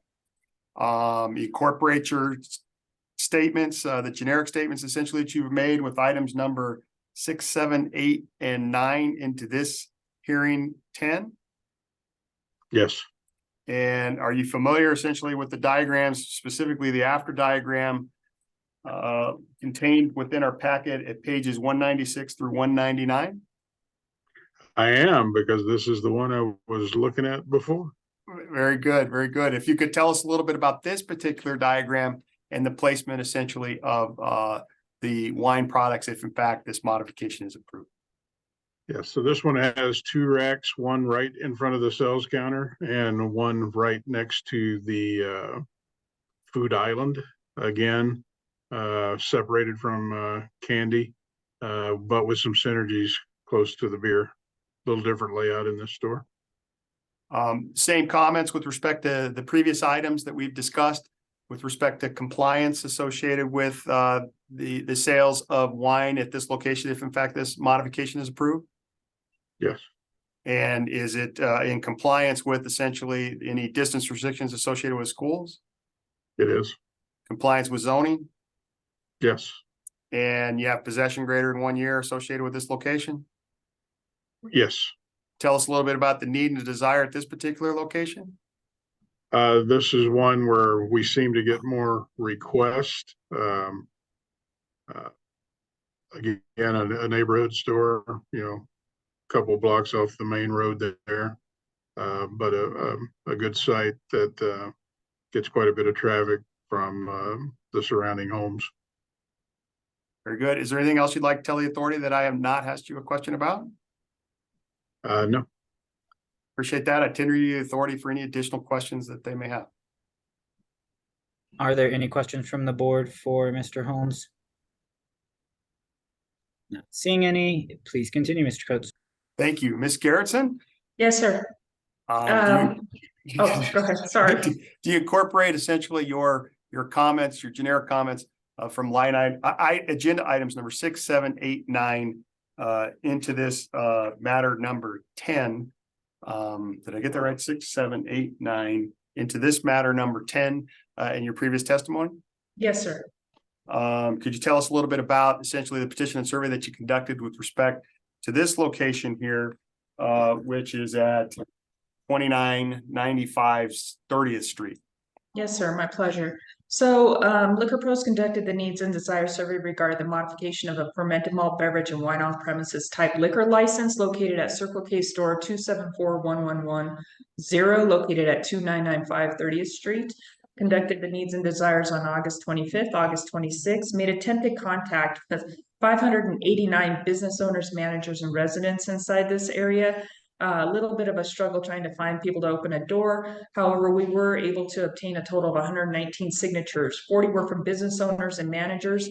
37 signed in favor at 93%, 3 opposed at 8%, 79 residential signatures with 66 signing in favor at 84%, 13 opposed at 16%. If we combine the total, once again, a higher number of 87% signing in favor, 13% opposed, which actually mirrors Mr. Holmes' feeling about the neighborhood needs and desires. One of the main concerns in here, just one of them was competition, but the 87% clearly shows a positive need and desire, and that the existing outlets have not yet met that need. Thank you, Ms. Garrettson. I have no additional questions. I tender you the authority for any additional questions that they may have. Are there any questions from the board for Ms. Garrettson? Not seeing any. At this time, we will close for deliberation. Is there a motion to approve this permanent modification?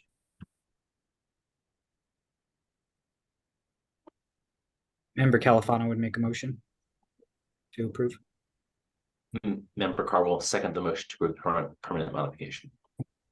All in favor, say aye. Member Califano, aye. Or Absalom, aye. Member Carr, aye. Member Roberts, aye. Permanent modification approved. Thank you. Mr. Holmes, last but not least here for us on the agenda today is item number 11.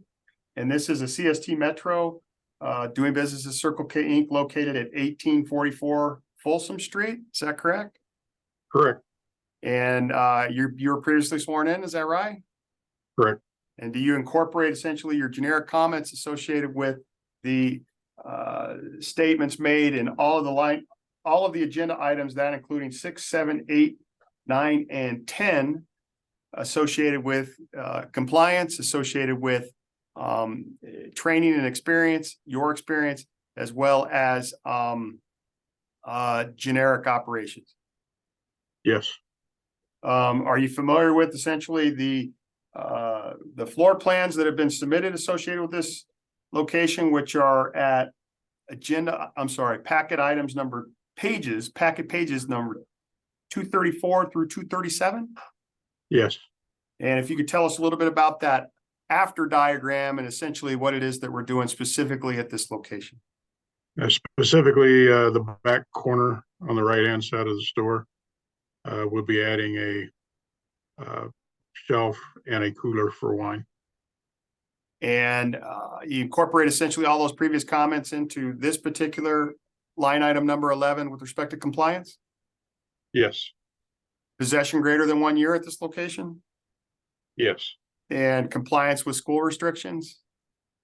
yes, Compliance with all zoning requirements? yes. Tell us a little bit about the need and desire at this location, if you could, please. This site typically has a younger demographic, and it's our close to Buffalo site. So we have some students that are enjoying the recent success of the program, and very busy store. A lot of requests for wine as well. I think it's may not be as high on the spectrum from the survey, but this one gets quite a few requests. Is there anything else you'd like to tell the authority that I have not asked you a question about? No, sir. Thank you. I tender you to the authority for any additional questions they may have. Are there any questions for Mr. Holmes from the board? Not seeing any. Mr. Coates, please continue. Thank you. Ms. Garrettson, we're here on item number 11. Yes, sir. You were previously sworn in, is that correct? Yes, sir. And do you incorporate your generic comments with respect to line or agenda items 6, 7, 8, 9, and 10 into this agenda item number 11, which is for the store located at 1844 Folsom Street? I do as well. Perfect. Could you please tell us about your petition and survey?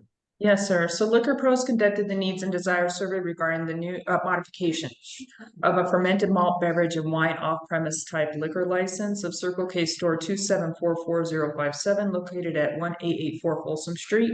Conducted the needs and desires survey on Thursday, August 31st and Friday, September 1st. Made attempted contacts with 392 business owners, managers, and residents inside this area. Obtained a total of 114 signatures. 38 were from business owners and managers. 33 signing in favor at 87%, 5 opposed at 13%. Residential signatures, there were 76 of those, 65 signing in favor at 86%, 11% opposed at 14%. We combined these totals, kind of mirrored all the way around. It was similar results, which was really good and consistent. We had 98 signatures signing in favor at 86% and 16 opposed at 14%. Once again, asking those folks to write in why they are in favor or opposed. One of the particular reasons is just, once again, supporting local business, but the 86% clearly shows a need and desire for this location and that the existing outlets have not yet met that need. Thank you very much for your testimony with respect to all the matters here today, Ms. Garrettson. And I would tender you to the authority for any additional questions they may have. Are there any questions for Ms. Garrettson from the authority? Not seeing any, we will close for deliberation at this time.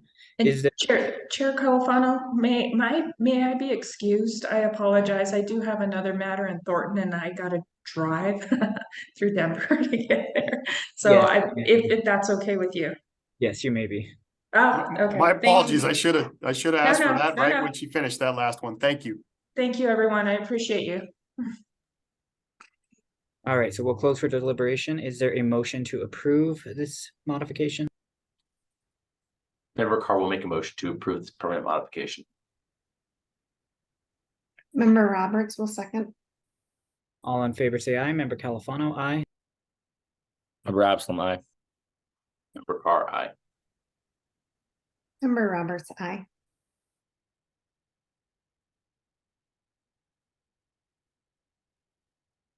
Modification approved. Thank you. I think that concludes it for us today. I think that was it. So we really appreciate your time. Thanks for hearing all of the testimony and listening to us. Thank you very much. Take care. Thank you.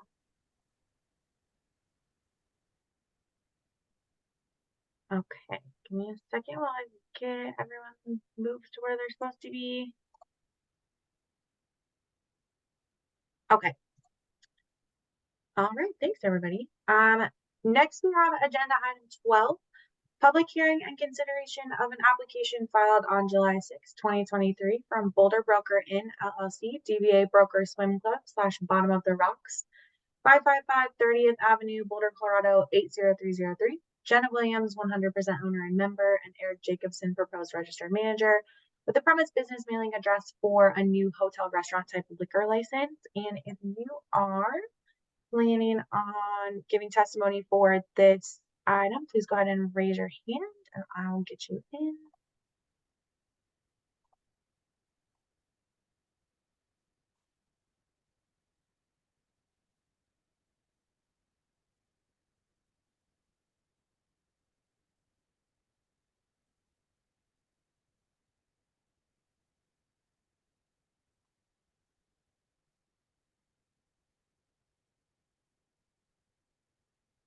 Okay, and is this applicant represented by counsel? Rebecca Spence, registration number 54030. Thank you. And Rebecca, who will be giving testimony for this? Yeah, so today we have Gemma Williams here. I believe in the packet it says Jenna, but it's actually Gemma with 2 M's. And then we also have Gregory Topple here, who's going to be testifying on behalf of EBG Hospitality. Thank you. And I'll start with Gemma. If you will say your name, spell your name for the record. Yeah, Gemma Williams, GEMMA WILLIAMS. Thank you. And if you can just let us know how you're affiliated with the licensee. Sorry, how I'm affiliated? Yeah. I am the managing member of Boulder Broker Inn. Thank you. And I'll go ahead and have you raise your right hand. Do you swear or affirm that the testimony you're about to give is true? Yes. And do you swear or affirm that the premise has been posted for at least 10 days prior to today's hearing? Yes. Awesome. And then Gregory, I'll have you say your name and spell your name for the record. Oh, you're on mute, Gregory. You're on mute. There My you go. apologies. Yes. My name is Greg Topel, GREGTOPEL. Thank you. And then if you'll raise your right hand. Do you swear or affirm that the testimony you're about to give is true? I do. And Caitlin, I'm sorry, I failed to mention that Aaron McCullough from Oedipus is here as well and is going to testify. Perfect. And Aaron, you can go ahead and unmute if you'll say your name, spell your name for me for the record. So it's Aaron McCullough, ERIN, McCullough, MCCULLOUGH. Thank you. And if you'll raise your right hand. Do you swear or affirm that the testimony you're about to give is true? I do. Thank you. Great. Okay. And I'll hand it over. Ms. Spence, since you're representing them as the counselor, would you be willing to waive the reading of the procedures into the record? Yes, I would. Great. And is there any ex parte communication or conflict of interest from any of the board members? Member Califano, no? Member Absalom, no. Member Carr, no. Member Roberts, no. Great. And is there anyone here in the audience that wishes to speak to this agenda item? If you could raise your hand. Not seeing any. All right, Ms. Spence, you may proceed. All right, thanks so much. I'm really excited to be here today. This is an awesome concept. I'm personally really excited to attend it and visit it on the regular when it's open, up and running. So this is an application for a hotel and restaurant liquor license for the Boulder Broker Inn LLC. doing business as Broker Swim Club. They're seeking to open a hotel, restaurant, swim club concept near CU campus. And as I mentioned, we're searching for a hotel and restaurant or H&R license. Today, we have Gemma Williams here, as we mentioned, to testify. We also have Gregory Chappell here on behalf of EVG Hospitality and Aaron McCullough from Oedipus. And I'd like to start by calling Erin and having her testify about the petition and survey she conducted, and answer any questions that the board may have. Please do. Cool. Well, thank you guys. My name is Erin McCullough, and I am the owner of Oedipus Petitioning. I took over ownership almost 2 months ago. I was doing petitions for Oedipus for the past 2 years before taking over ownership. Oedipus Petitioning was engaged to perform a petition survey of the designated area to determine the needs and desires for the application of Boulder Broker Inn LLC, doing business as Broker Swim Club, Bottom of the Rocks, located at 555 30th Street, Boulder, Colorado, 80303. Payment for our services was received upfront, and Boulder Broker Inn was informed that we cannot guarantee results as we are a third-party company. The designated area consisted of businesses along 30th Street, Broadway Street, and Arapahoe Avenue, as well as various other areas in the designated area. It consisted of the residential dwellings within a mile surrounding this. Of the accessible business and residential dwellings, a wide-ranging sample of the designated area was surveyed for this petition over 2 days of surveying on September 1st and 7th, 2023. Business owners, managers, and residents were informed that Boulder Broker Inn was applying for a hotel and restaurant liquor license. They were asked if they were over the age of 21 and if they would be willing to provide their opinion on the license's issuance as fully detailed on the petition forms. Out of the 360 potential contacts that were surveyed, 167 were not available or not at home. Of the remaining businesses and residences surveyed, we were able to make contact with 193 people. Of that number, 26 preferred not to participate, 3 were neutral to the outcome, and 16 were not qualified to sign. Of the remaining participants, 136 signatures were in favor of issuance of the license, which includes 69 businesses and 67 residents, and 2 were against issuance, neither of which were based on the needs and desires, but rather usage reasons, stating that it was too close to campus, and the other one, no reason was given. Overall, the general feedback received was extremely positive, as residents and businesses are excited for this new opportunity.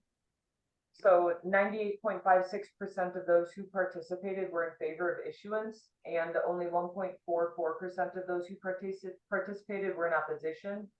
In reference to needs and desires signatures, 100% were in favor of issuance. Thanks so much, Erin. And it seems like the results were pretty favorable here. Would you say that there's a need and desire for this license within the designated neighborhood? Yes, I would say so. Great. And I'll go ahead and pass it over to the board if they have any questions. And if they do not, I'd just ask that Erin be dismissed at this time. Are there any questions for Erin from the board? Not seeing any. Erin, you can be dismissed. Thank you, everyone. Thank you. Bye. All right. Go ahead and call Gemma Williams up. And Gemma, you have been previously sworn in, is that correct? Yes. Can you just go ahead and restate and spell your name, your last name for the record? Yeah, Gemma Williams, Gemma.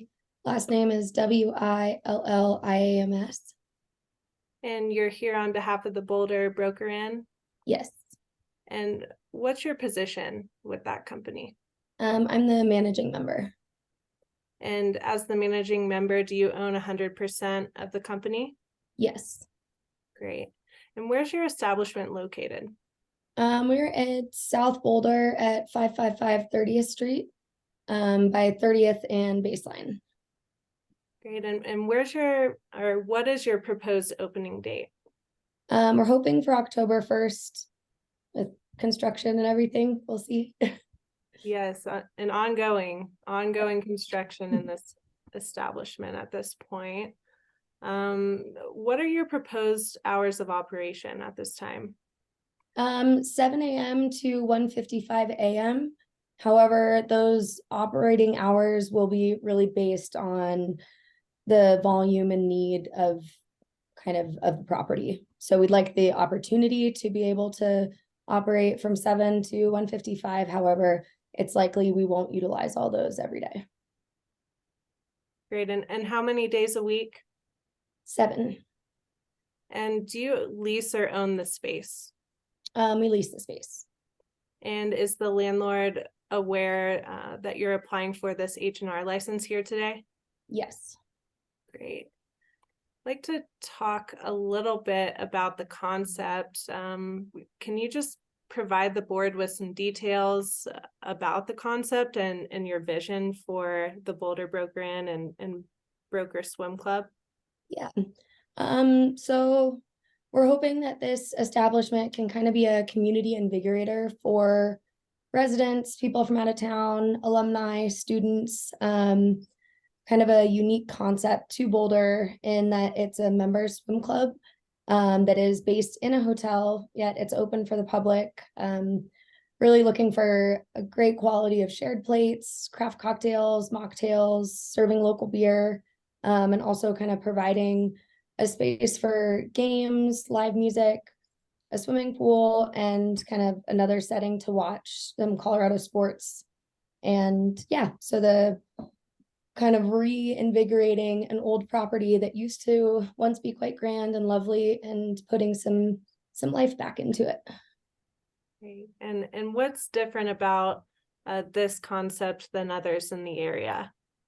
So I kind of some of the amenities that I just mentioned, the size of it is pretty amazing in terms of being able to offer ample gathering space for community, and the hours for activation of the property, it being able to be open from 7 a.m. to serve as a coffee and a croissant or a breakfast spot, going into lunch, dinner, and then a place to kind of gather in the evenings as well.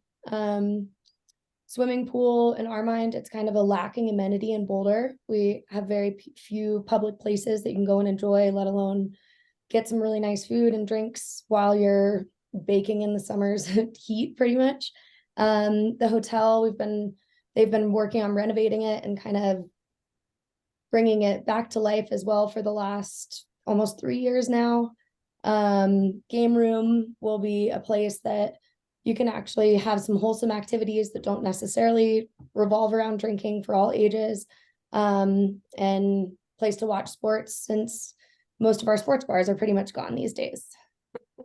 Man, what doesn't this place have? I don't know. Thanks so much, Gemma. I'd love to just turn over to the operations piece. How do you plan to manage this business? I, as the owner, will be heavily involved and informed. However, I have never run a restaurant, so we have hired EVG Hospitality, who's a full service and incredibly experienced hospitality management company to run our day-to-day operations. So all restaurant managers will report to EVG, who then will report to us as the owner. Great. And so it sounds like EVG will be involved with your compliance with the liquor code. Then. Yes, absolutely. And how so? EVG has kind of developed our internal liquor policies, so they'll be on the ground to implement those for all hours of operation. They're the ones who will conduct the internal training and will just be our eyes on the property at all time. Great. Let's move on to this last piece, and then we'll call Greg up here. I want to talk about the needs and desires of the neighborhood. You've described a little bit about the concept, but how would you describe the Boulder neighborhood that the Boulder Broker Inn sits in? So it's at kind of the back of a very underutilized shopping center in South Boulder. Sits almost between the residential area of Martin Acres, and then also there's South Boulder neighborhoods which are surrounding it. It is next door to the Williams Village dormitories and Bear Creek student housing. So yeah, it's a neighborhood that has a lot of housing, yet doesn't have very many amenities. In our mind, we feel as though there aren't very many sit-down establishments within an accessible distance. Yeah, yes, there's fast casual, but there's very few places that you'd want to go and sit and spend an afternoon or an evening, maybe bring your parents or have a date night. So yeah. Great. And so why do you believe this neighborhood, the designated neighborhood, needs another H&R license? Kind of like I mentioned, we just feel that there aren't many places around here that are serving that restaurant need.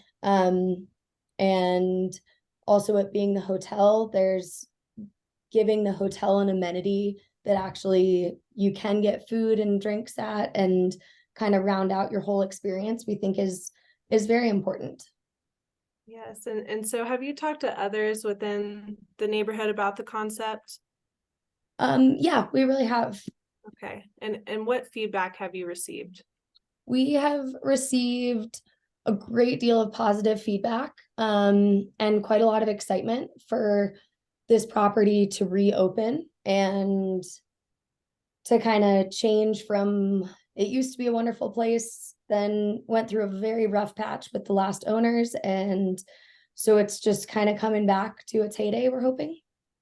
And you weren't involved in the last ownership structure, is that right? No, we absolutely not. Great. And so do you think that if granted this H&R license, it would help to improve the economy, health, welfare, or morals of the neighborhood? Yeah, I do. I think providing a positive guest experience, and a swim club and lodging and restaurant and bar options, I think is very essential for this neighborhood. Great, thank you. And anything else you wanna add here about this license before I turn it over to the board? Yeah, I guess since the other managers have taken over the property, it has really changed the demographic of this area. It definitely has improved the safety for residents and for students and has really changed that. I think it's really positive. So putting in, let alone like the improvements to the hotel, but putting in a restaurant, I think is a really great other community invigorator that I'm really looking forward to the opportunity to be part of and to kind of bring back this historic Boulder property. Great, thank you. And I will just note to the board that I'm going to ask Greg about some of the liquor code questions and walk you through the floor plan there. So to the extent you have questions about that, it's coming up. Feel free to ask Gemma any questions that you have at this time though. Great, thank you. Are there any questions for Gemma at this time? I think I'd like to hear from the other restaurant group that's coming in, or the operator, before we ask questions of either of the witnesses. Okay, that works for me. I do see a hand raised here. Hello. Sorry, Chair Califano, I apologize for jumping the gun. Yes, my name is Kristen Teague. I'm the City of Boulder Regulatory Licensing Division. I was the application clerk for this application. I do have a couple of quick questions before Mr. Topple begins his testimony. Please. And maybe we can get some clarifying information on that. We're asking for information on the relationship between the licensee applicant and this hospitality entity, as we need to determine what potential next steps would be, as we did not see this entity or any individuals associated with this entity disclosed in the application. Yes, and as Gemma had mentioned, there's construction going on, and this is a developing concept. And so at some point when they had started, or after they submitted the application, they engaged EVG, and he helped to revamp the liquor plan and all of the operational pieces there. So I'm not sure. We're going to go through a line of questioning with Gregory as well that addresses that. But do you have any specific questions as to the relationship besides that?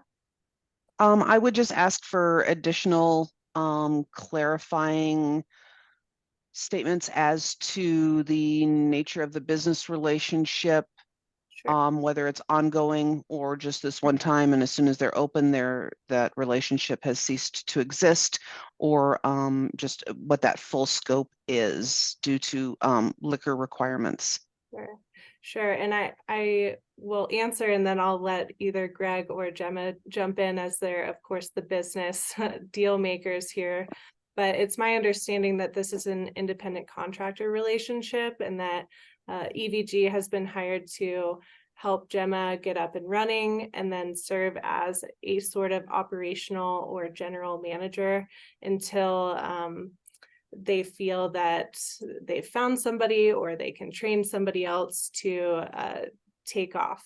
But I will hand it over to Gemma and Greg to clarify and provide some further information about that for you.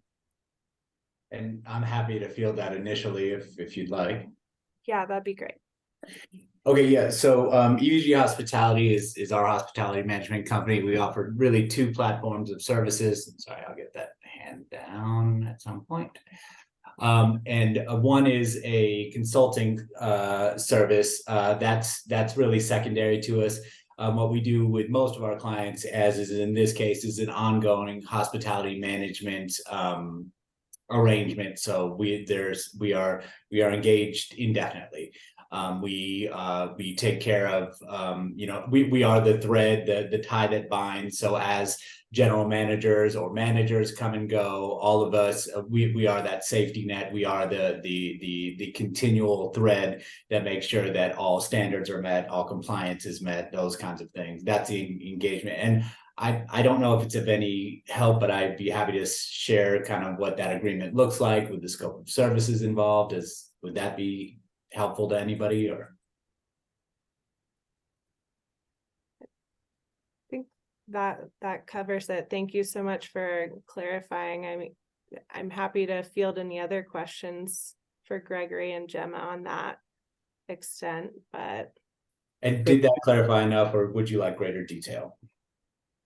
Kristen, did that answer help? One moment, please.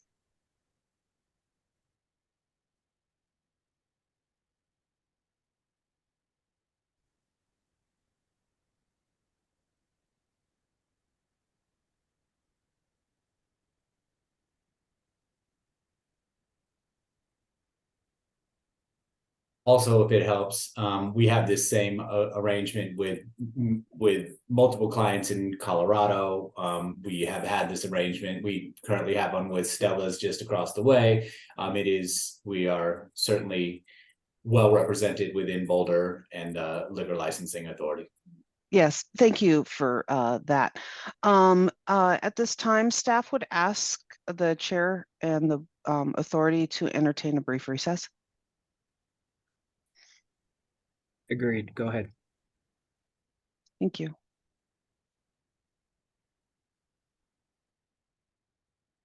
Brief, how long are we talking here? 5 minutes, maybe. All right. We'll see you guys back then. You want to call it, Matt? 5 minutes. Yeah, take a brief 5-minute recess. Sounds good. We will be here.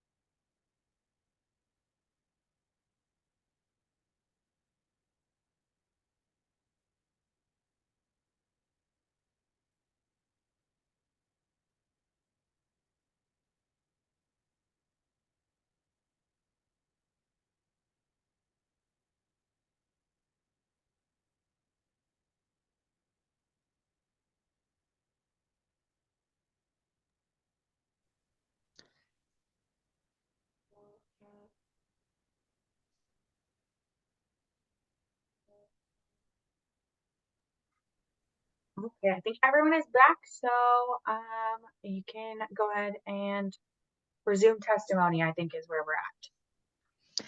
Yeah, and I'll just really quickly make a note that Kristen Teague is working on gathering a list of what information we might need to fully process this application, given the relationship between the business and the hospitality company.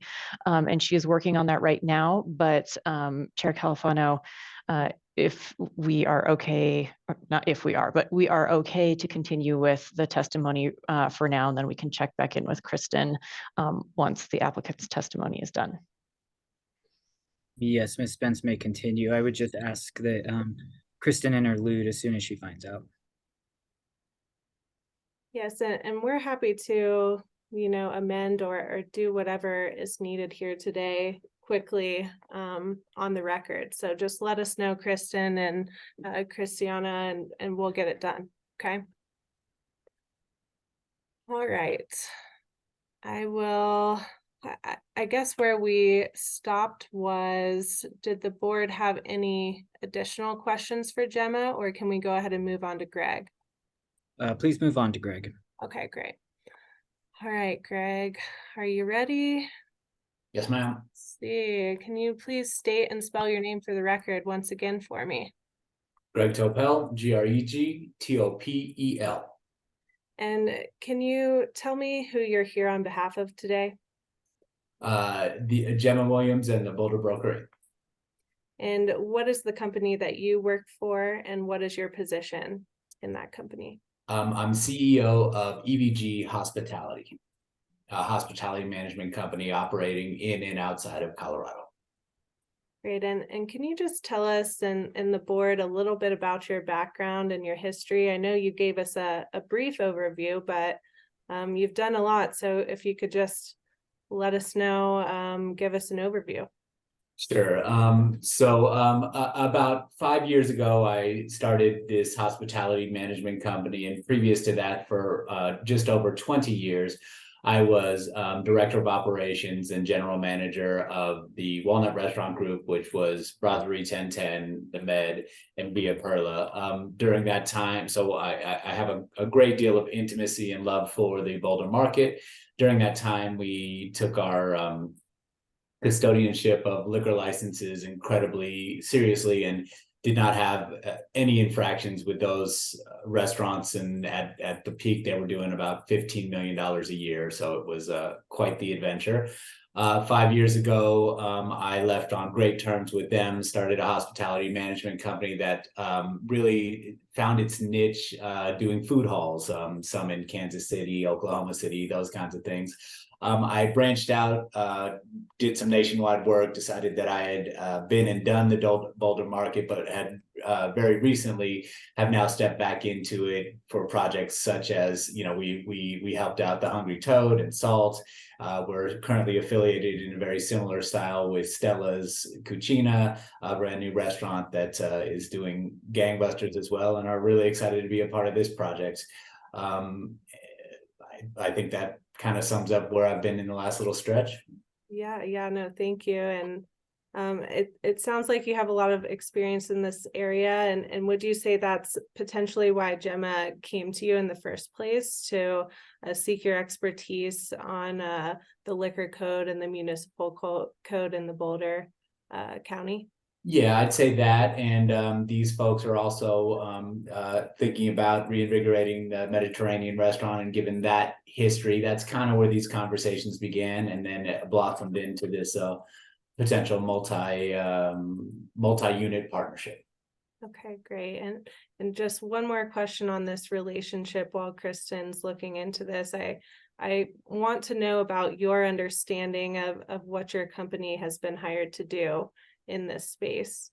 So we and this is what we do, is we very commonly, our company works for real estate developers who are trying to do that community invigoration but don't have a lot of experience with food and beverage. So we come in, take over their day-to-day operations, as I mentioned, serve as that safety net, make sure that we're a company of incredibly experienced and very serious individuals within this hospitality space. And so we are there to ensure that we manage the managers, we make sure that all the training manuals, the employee handbooks, the schedules are well written, all of the things that so many restaurants don't do so well. That's what we're there to do, and make sure that we live up to our standards. Our company and our partnerships are all 100% reputation based.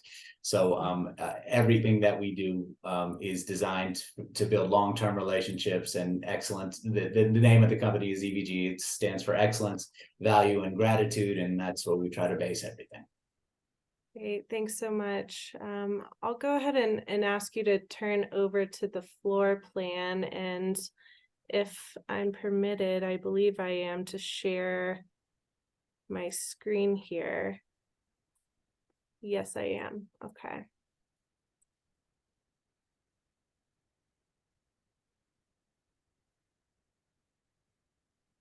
And can you see my screen or no? I cannot yet. It says that host has disabled participant screen sharing. So I'm not sure, Caitlin or members of the board, if we're It's able Spence, to. we actually have it in our packet materials.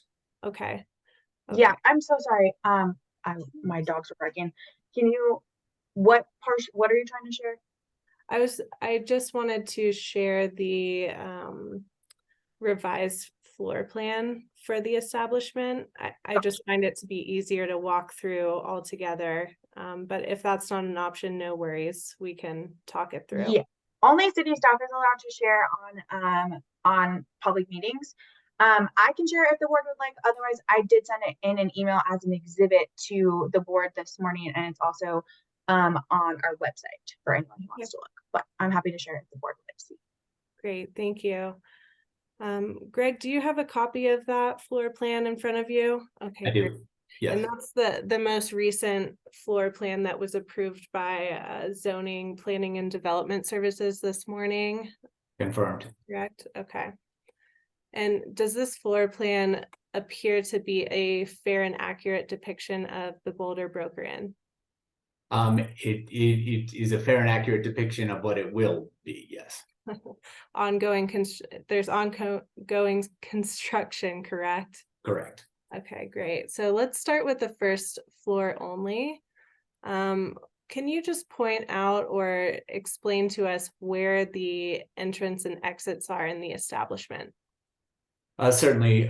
So if you are looking at it, we'll call it for ease, I'd say plan south will be the bottom, plan north the top. It actually is accurate to the directions as it sits. But if you look at plan south, kind of in the middle, you'll see something labeled swim club entry that we're treating as our primary entry point.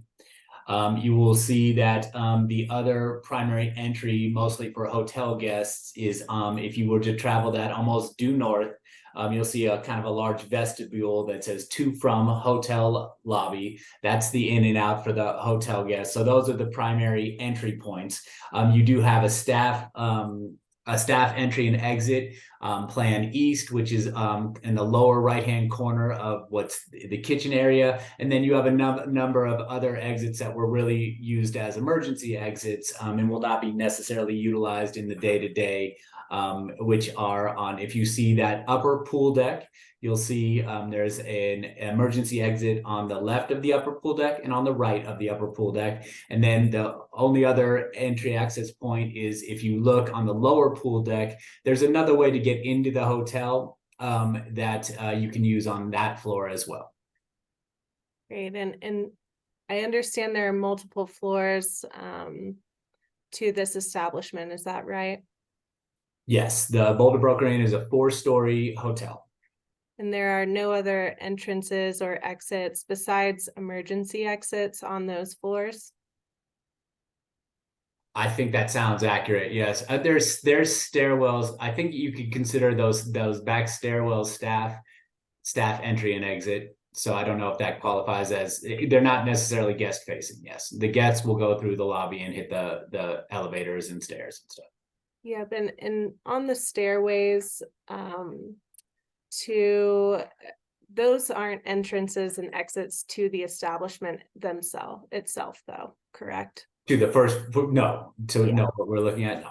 Okay, great. And can you talk to me a little bit about who's going to be monitoring this swim club entry and the to from hotel lobby space where guests will be entering and exiting?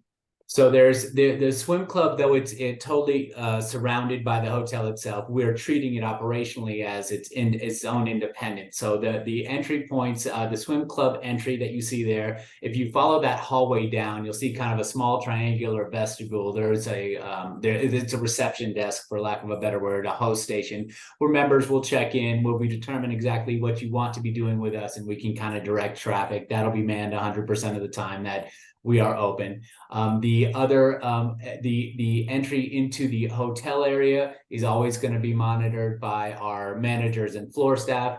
Each of the designated rooms, upper pool deck, lower pool deck, game room, dining room, are all going to have servers, and during the height of it, there'll be 2 servers per geographic area. There'll be 3 managers, and that's just in the front of the house, and the kitchen staff entirely. During that time, that's who's monitoring the entry, the exit, the alcohol consumption, all of the above. Within the lobby itself of the hotel, though we are all one shared entity, we also have another group that's helping us man the front desk and take hotel reservations. They'll be stationed there as well. Great. And you mentioned there would be staff in each geographic area. And by that, you're meaning each room that's kind of designated on this floor plan. Is that right? Yeah. If you want to think of it as 4 rooms, really, for front of house facing, there's another flex storage room, which is just exactly as it says. It's just a storage room, and then kitchen. So if you want to think of it maybe as 6 locations, the 4 front areas that are guest facing would be lower pool deck, upper pool deck, what we're calling game room, what we're calling dining room. And those are manned in that way. And those are guest facing. Great. And can you point out to me how, or describe to me rather, how a patron would enter and order alcohol in each space? So guests, as they come to the door, will be checked in, and as I say, kind of sorted into what they want to be doing and where they want to be doing it. Once they're in there, they can order, assuming that they are of age, they can order at the main bar or through a server on the floor. Great. And can you describe where each of the bar spaces are? Is it just that main bar, or? No, sorry. Yeah, there's a main bar and then a seasonal bar on the outside, which is going to be on the upper pool deck, far left side. Okay, right near where it says bar locked storage, correct? That's the one and the same, yes. Okay, great.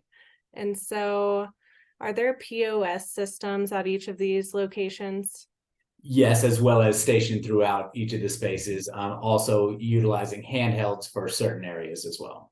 Okay, great. And how do you handle, I understand this is a hotel as well, how will we be handling the room service orders, ordering alcohol to the rooms and transporting throughout the venue?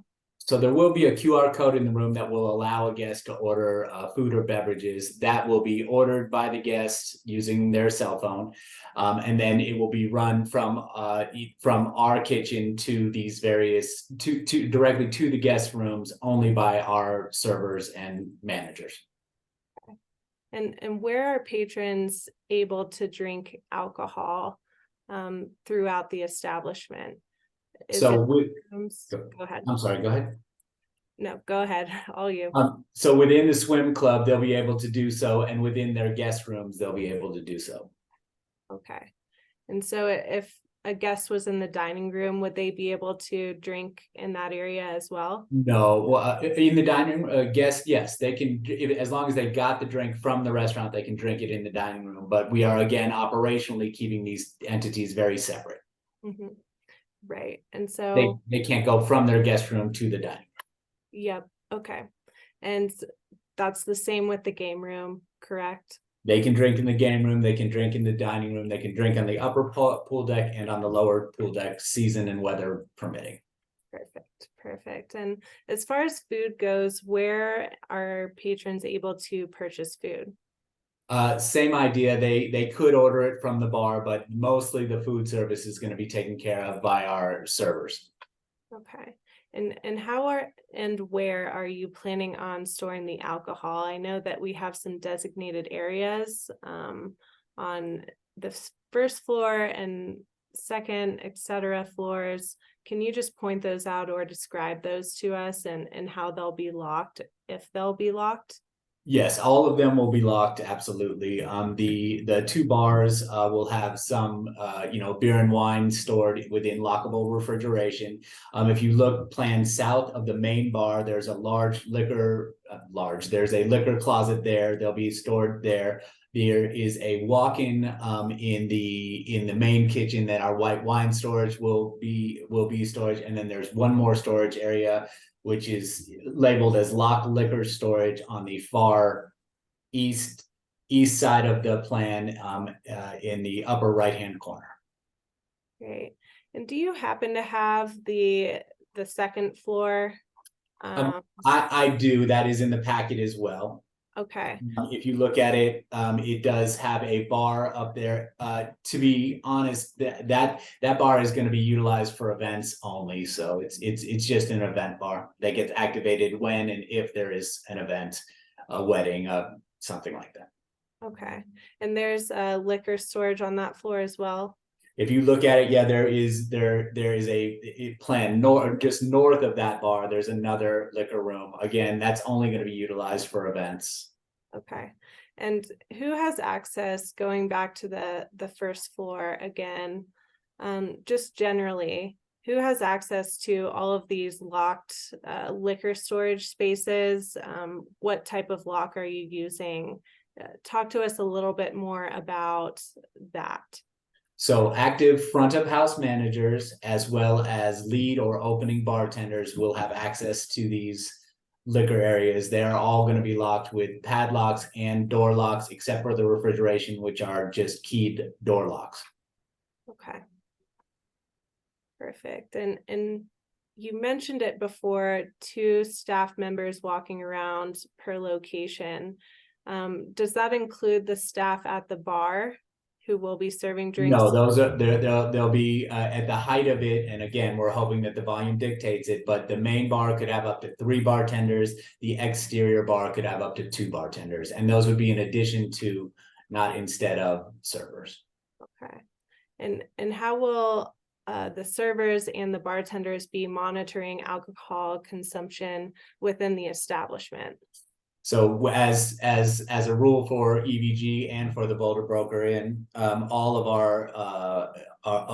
our employees are tip certified. All of our employees are comprehensively trained by internally and through that tip certification. So all of them are going to be monitoring alcohol consumption, underage drinking, or attempted underage drinking, over intoxication, all of those things. They are going to be incredibly well trained, and then reinforce time and again the importance of our reputation, the seriousness of the custodianship of the liquor license.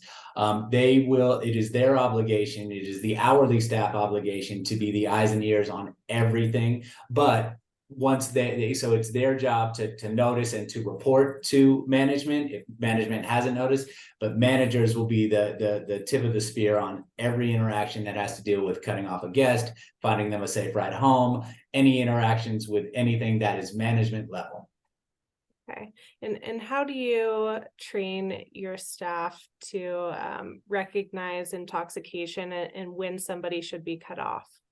We do follow the tip certification, but it's slurring of your words, belligerent or altered behavior, higher volumes, exaggerated motions, unfocused eyes, unstable movements, those kinds of things. And I'm just going to ask you a couple of questions about how you train your staff and the internal policies that you've helped the Boulder Broker Inn to put into place. So who must be present in order to be served alcohol? Or I'm sorry. Who must Yes. present an ID? Everybody must present an ID, and it is one ID with one ID with one person gets one drink. That's just how it goes. You can't show up with two IDs, get multiple drinks. You can't vouch for somebody that's coming. It's one ID, one person, one drink. Okay. And what's your plan for handling vertical identification cards? We're not taking vertical ID cards. Okay. And it sounds like you've talked a lot about tips, but just to confirm, will you have your staff take responsible vendor courses, and have you implemented any of your own internal courses? Yeah, and so going through the training, again, we take in and build upon what tip certification does. We definitely take it to the nth degree as for a multitude of reasons. But yes, in order to serve alcohol in our restaurant, all front of house staff members who touch alcohol will need to be tip certified, either before they come in the door with proof of certification or within 60 days of hire. We also conduct an in-house tips class, which is available to our staff on our dime every 60 days as well. Great. And so it sounds like you're aware of your service obligations and requirements under the liquor code. Yes. And you'll train staff members to be aware of the laws governing the service and consumption of alcohol. Absolutely, yes. And you will inform staff that a liquor violation can result in criminal penalties for them individually. Yes. And you'll inform your staff that a liquor violation can result in administrative penalties for the Boulder Broker Inn. We will inform them of that, and it will result in that, yes. Okay. And switching gears, it sounds like there might be some live music here. Is that correct? Yes. And what are your plans for that? So again, as the concept develops, we're going to see, we have aspirations and great ties with some live music, but for right now, Friday and Saturday nights, featuring a DJ is going to be the start of it. But we would love to see some trios and some live music in there as well. Okay. And can you, there's a designation on the first floor of where the DJ booth is going to be. Does that appear to be a fair and accurate description of its location at this time? It does, and it is, yes. Okay.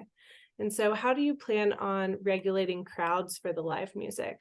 So because it's a membership driven swim club, the entryway inherently is going to be just monitored a little bit different than just strolling into a bar or restaurant. So we do have to ascertain things. So there's going to always be somebody there. But when there is live music on those Friday and Saturday nights, we'll add an additional doorman who's going to be in charge of door controls. We're going to identify people for their age. And then if we ever get to, a max capacity, they'll be in charge of in-outs. We've got some great relationships with doormen like that. So. Okay. And will this addition of live music change the way that you serve alcohol in any way? Other than the entry, not so much. You can still order from a server or from the bar. Okay. And so through a point of sale system, correct? Always, yes. Okay. And you'll handle intoxicated patrons in a similar fashion as you previously described? Yeah, I mean, to say that they're going to be more hypervigilant, just hypervigilance at all times. Yes, but again, we have a track record that we're very proud of, and honestly, is not only good for us on a business level, it's good for us at a sleep, put your head at sleep at night kind of a level. So yes, we will be hypervigilant at all time and instill that as an absolute must for all of our managers and employees. Yes. Yeah. Yeah, it might be difficult to sleep if there's bass bumping all hours of the night. And that's not happening either. It is a hotel that we have to have a great deal of respect for those guests as well. Yes, yes. And so are you aware of the Boulder Municipal Code noise violations and acceptable noise levels? Yes, ma'am. Okay. And you'll ensure that the music will conform to permissible decibel levels? for the Yeah, we as a group will, yes, our managers and employee, yes. Okay, great. Let me move on to just the last piece that I have for you guys. Greg, why do you believe the designated neighborhood needs another H&R license? What the Williams family has done down there has been pretty spectacular. I don't know how familiar everybody is, but it was the Boulder in its heyday, the Boulder broker in its heyday was really something special. What happened between then and a few years back, I can't speak to, but the end result was a very kind of a downtrodden area.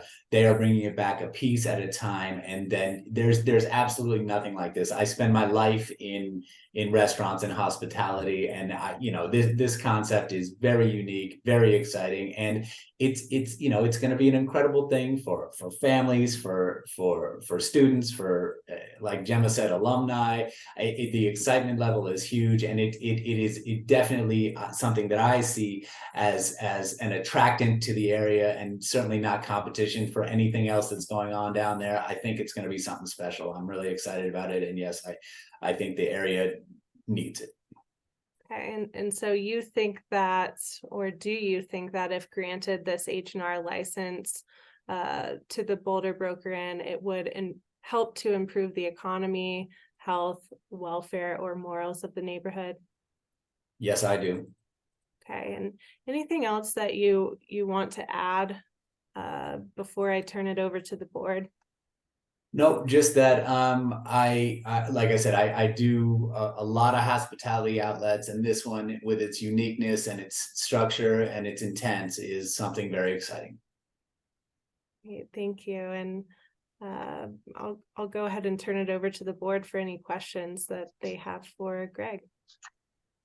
Before we get to that point, is there any update from Kristen? Yes, hello. Thank you, authority members and applicant, for allowing the time to pull the exact specific code sections that we're interested in receiving more clarification on.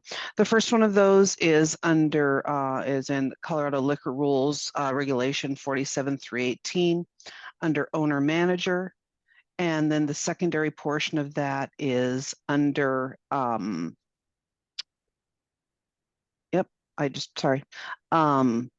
just had it, 47310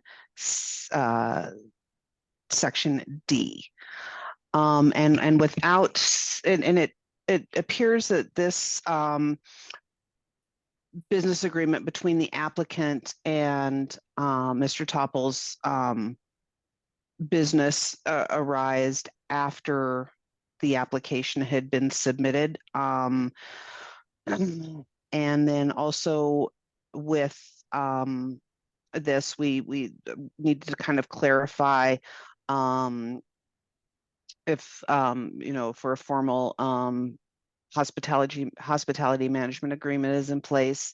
And we have a Mr. Jacobson listed as the registered manager on the application and not Mr. Topple. So those are a couple of the different things that we're looking at here.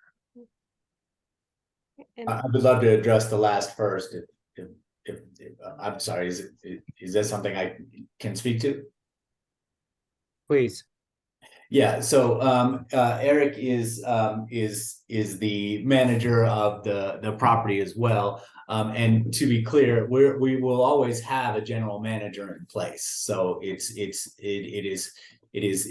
a very common hospitality management structure. So we are managing the managers, and so that I'm hoping is not atypical to you folks.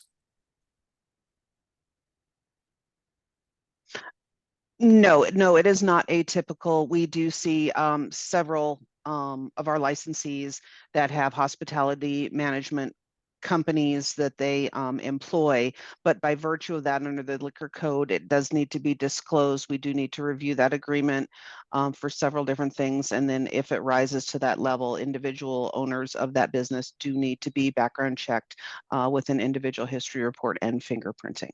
Okay, you let us know. Do you want us to send that to you now, the agreement, or? So I believe that our city attorney's office, Attorney McCormick, could make the recommendation there, or I can, either one.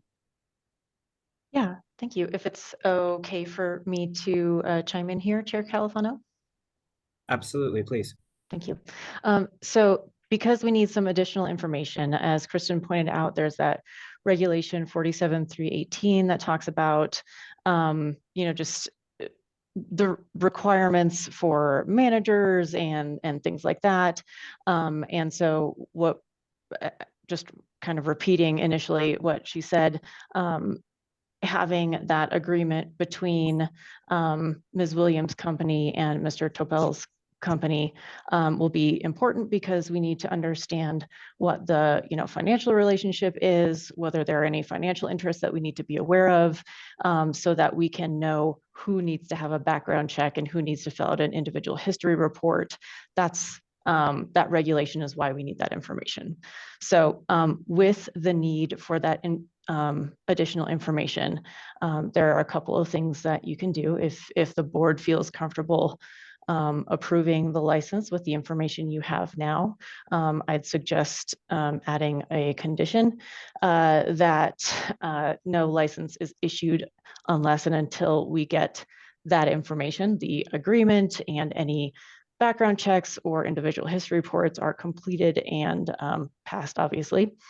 And that could be in addition to any other conditions that you want to impose, or you always have, if you're not comfortable approving the license with the information you have today, you can always move for a continuance to the next time.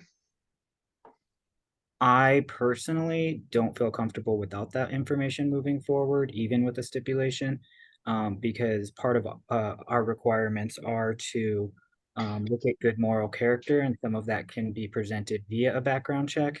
And so not having that information and simply saying that because it's been conducted without our review, I don't feel comfortable moving forward. I would prefer to continue this, but that's my take on this.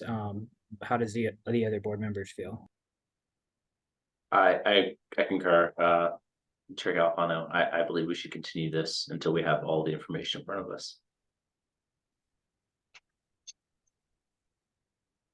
I'm also in agreement, but I will also say that there's a lot of levels of understanding. There's various bars, like the licensed premise, in my opinion, there's more things that I'd like to see in this application on top of that. So just that being said, I mean, all I saw from this application was the license premise and a policy. That's all we saw. So I think there's more to this. This is a very big undertaking. So despite missing that crucial background information on this relationship, this business relationship, I think there's more to be to this application before we can even look at it, to be honest. So yeah, I make a motion to continue this to next month. Member Califano would second that. All in favor say aye. Member Califano, aye. Member Absalom, aye. Member Carr, aye. Member Roberts, aye. All right, so if we can just get that application tightened up, especially with the business relations, see if there's background checks. We can assess this next month. And Member Absalom, if there's any information, you were saying there's information in addition to that, it would be probably helpful to the applicant to understand what you're looking for before we close out and everything. And we should also just provide them an opportunity to ask questions to make sure everything is clear before we wrap up. Sure. Thank you, Christiana. I just want to say the first thing is looking at your staffing, and I saw your staffing numbers, but then I don't see any training associated with that, right? I know you're in construction phase right now, and I totally get that.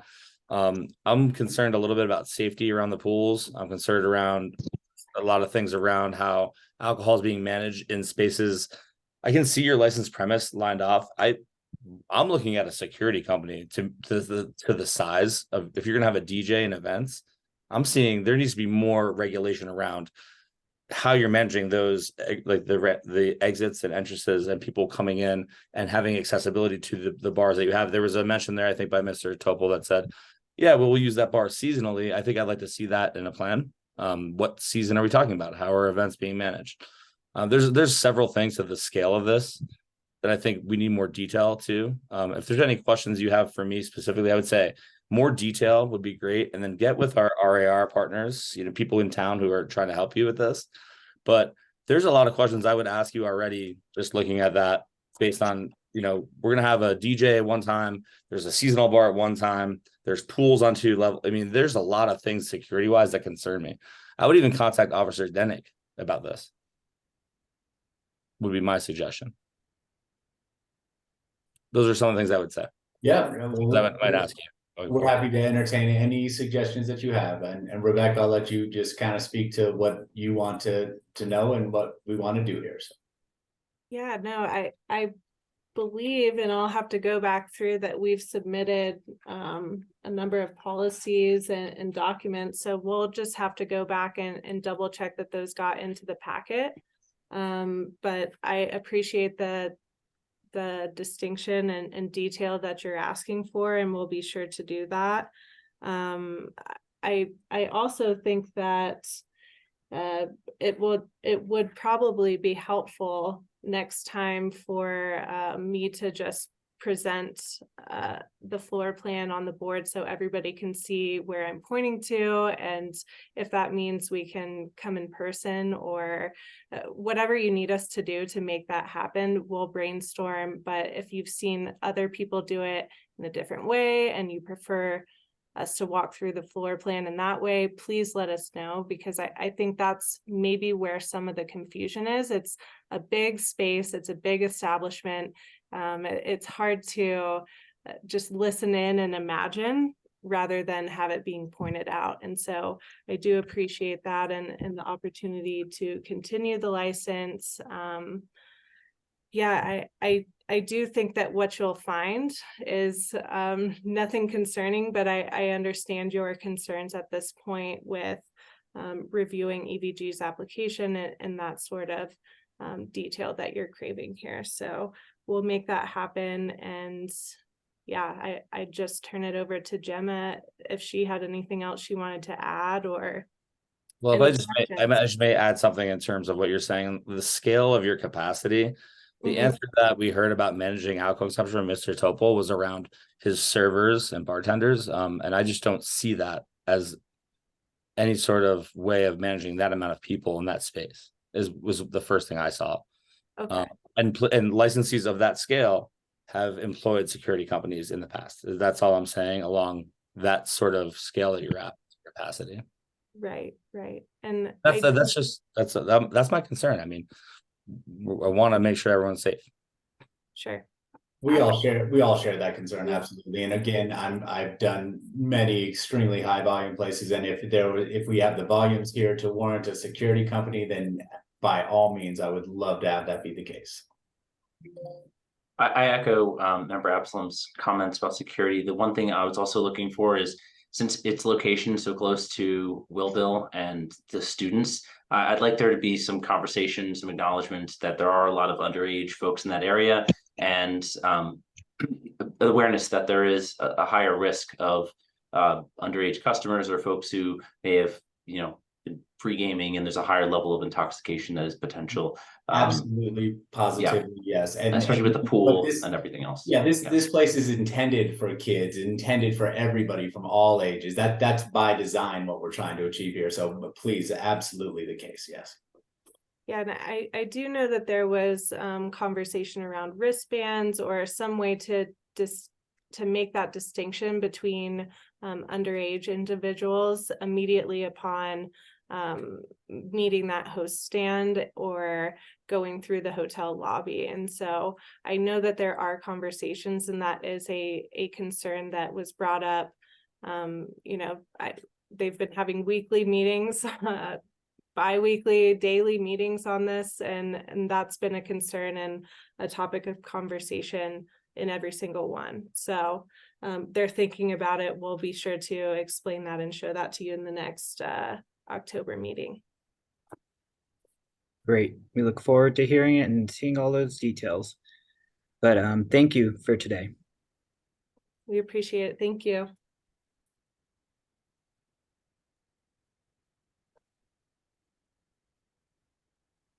Okay. Thank you. Let me just get everyone to move to the view.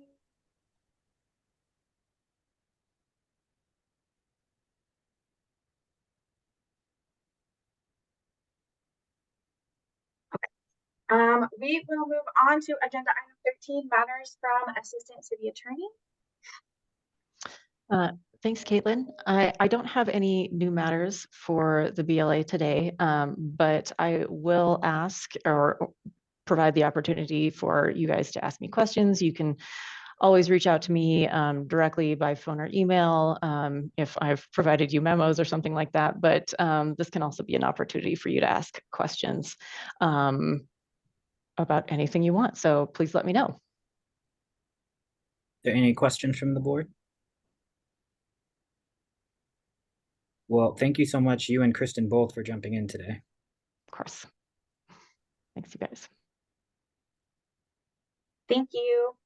Okay, next we will go on to agenda item 14, which is matters from licensing clerk. I have 4 boundary settings for today.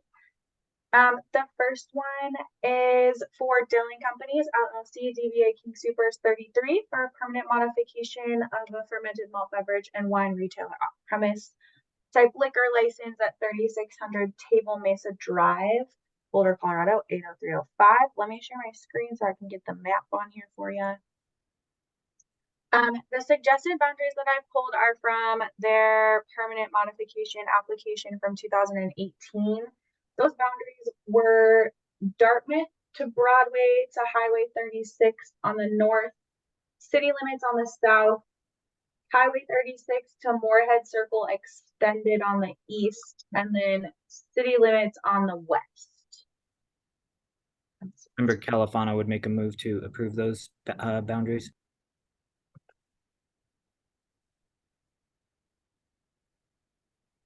Member Absalom would second those boundaries. All in favor say aye. Member Califano, aye. Member Absalom, aye. Member Carr, aye. Member Roberts, aye. Thank you. Next we have Dilling Companies LLC DBA Super 61 for a permanent modification of a fermented malt beverage and wine retailer off-premise type liquor license application at 16550 30th Street, Boulder, Colorado 80301. And the suggested boundaries are from the original application, and that is Valmont on the north, Baseline on the south, 55th on the east, and Folsom on the west. Member Califano would also make a move to approve those those boundaries. Member Carr would second that motion. All in favor say aye. Member Califano, aye. Member Absalom, aye. Member Carr, aye. Member Roberts, aye. Thank you. Next we have Sherpa Holdings 2015 LLC DBA Fuji Restaurant and Bar for a new hotel restaurant type liquor license application at 2018 Broadway, Boulder, Colorado 80302. These boundaries are also from their original application. This application, their liquor license lapsed, and then they were past the 90 days for them to apply for a renewal, so they're reapplying. So that's why it's from their original application. But those boundaries were Maxwell extended on the north, Arapahoe on the south, 20th Street on the east, and 8th Street on the west. Member Califano would make a motion to approve the boundaries. Member Roberts will second that. All in favor say aye. Member Califano, aye. Member Absalom, aye. Member Carr, aye.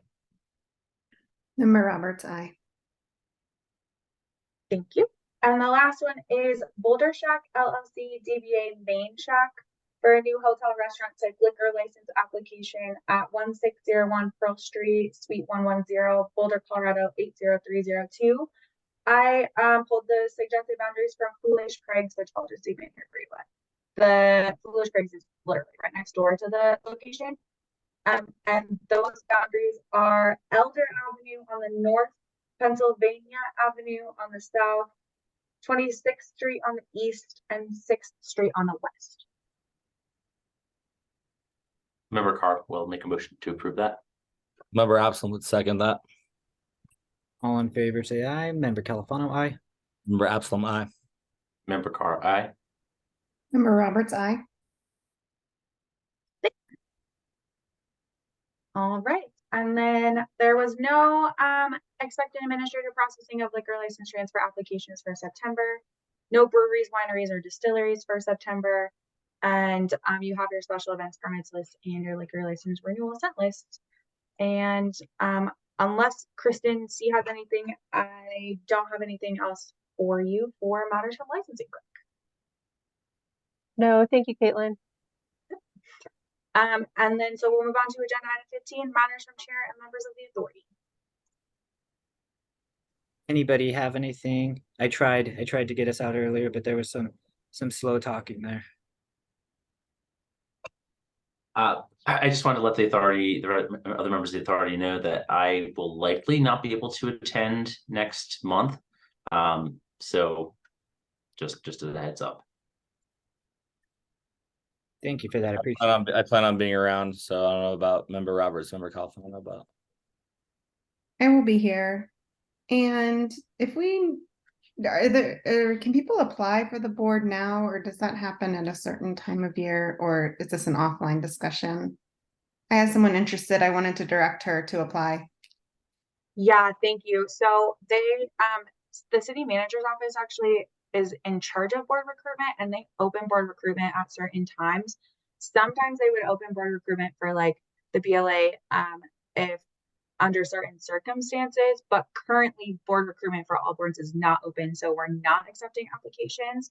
But the second that we are accepting applications, I will let you guys know. And thank you so much for for reaching out and finding someone who's interested. So as soon as we're able to open that, usually they open again in January. So if nothing else, they'll probably be in January.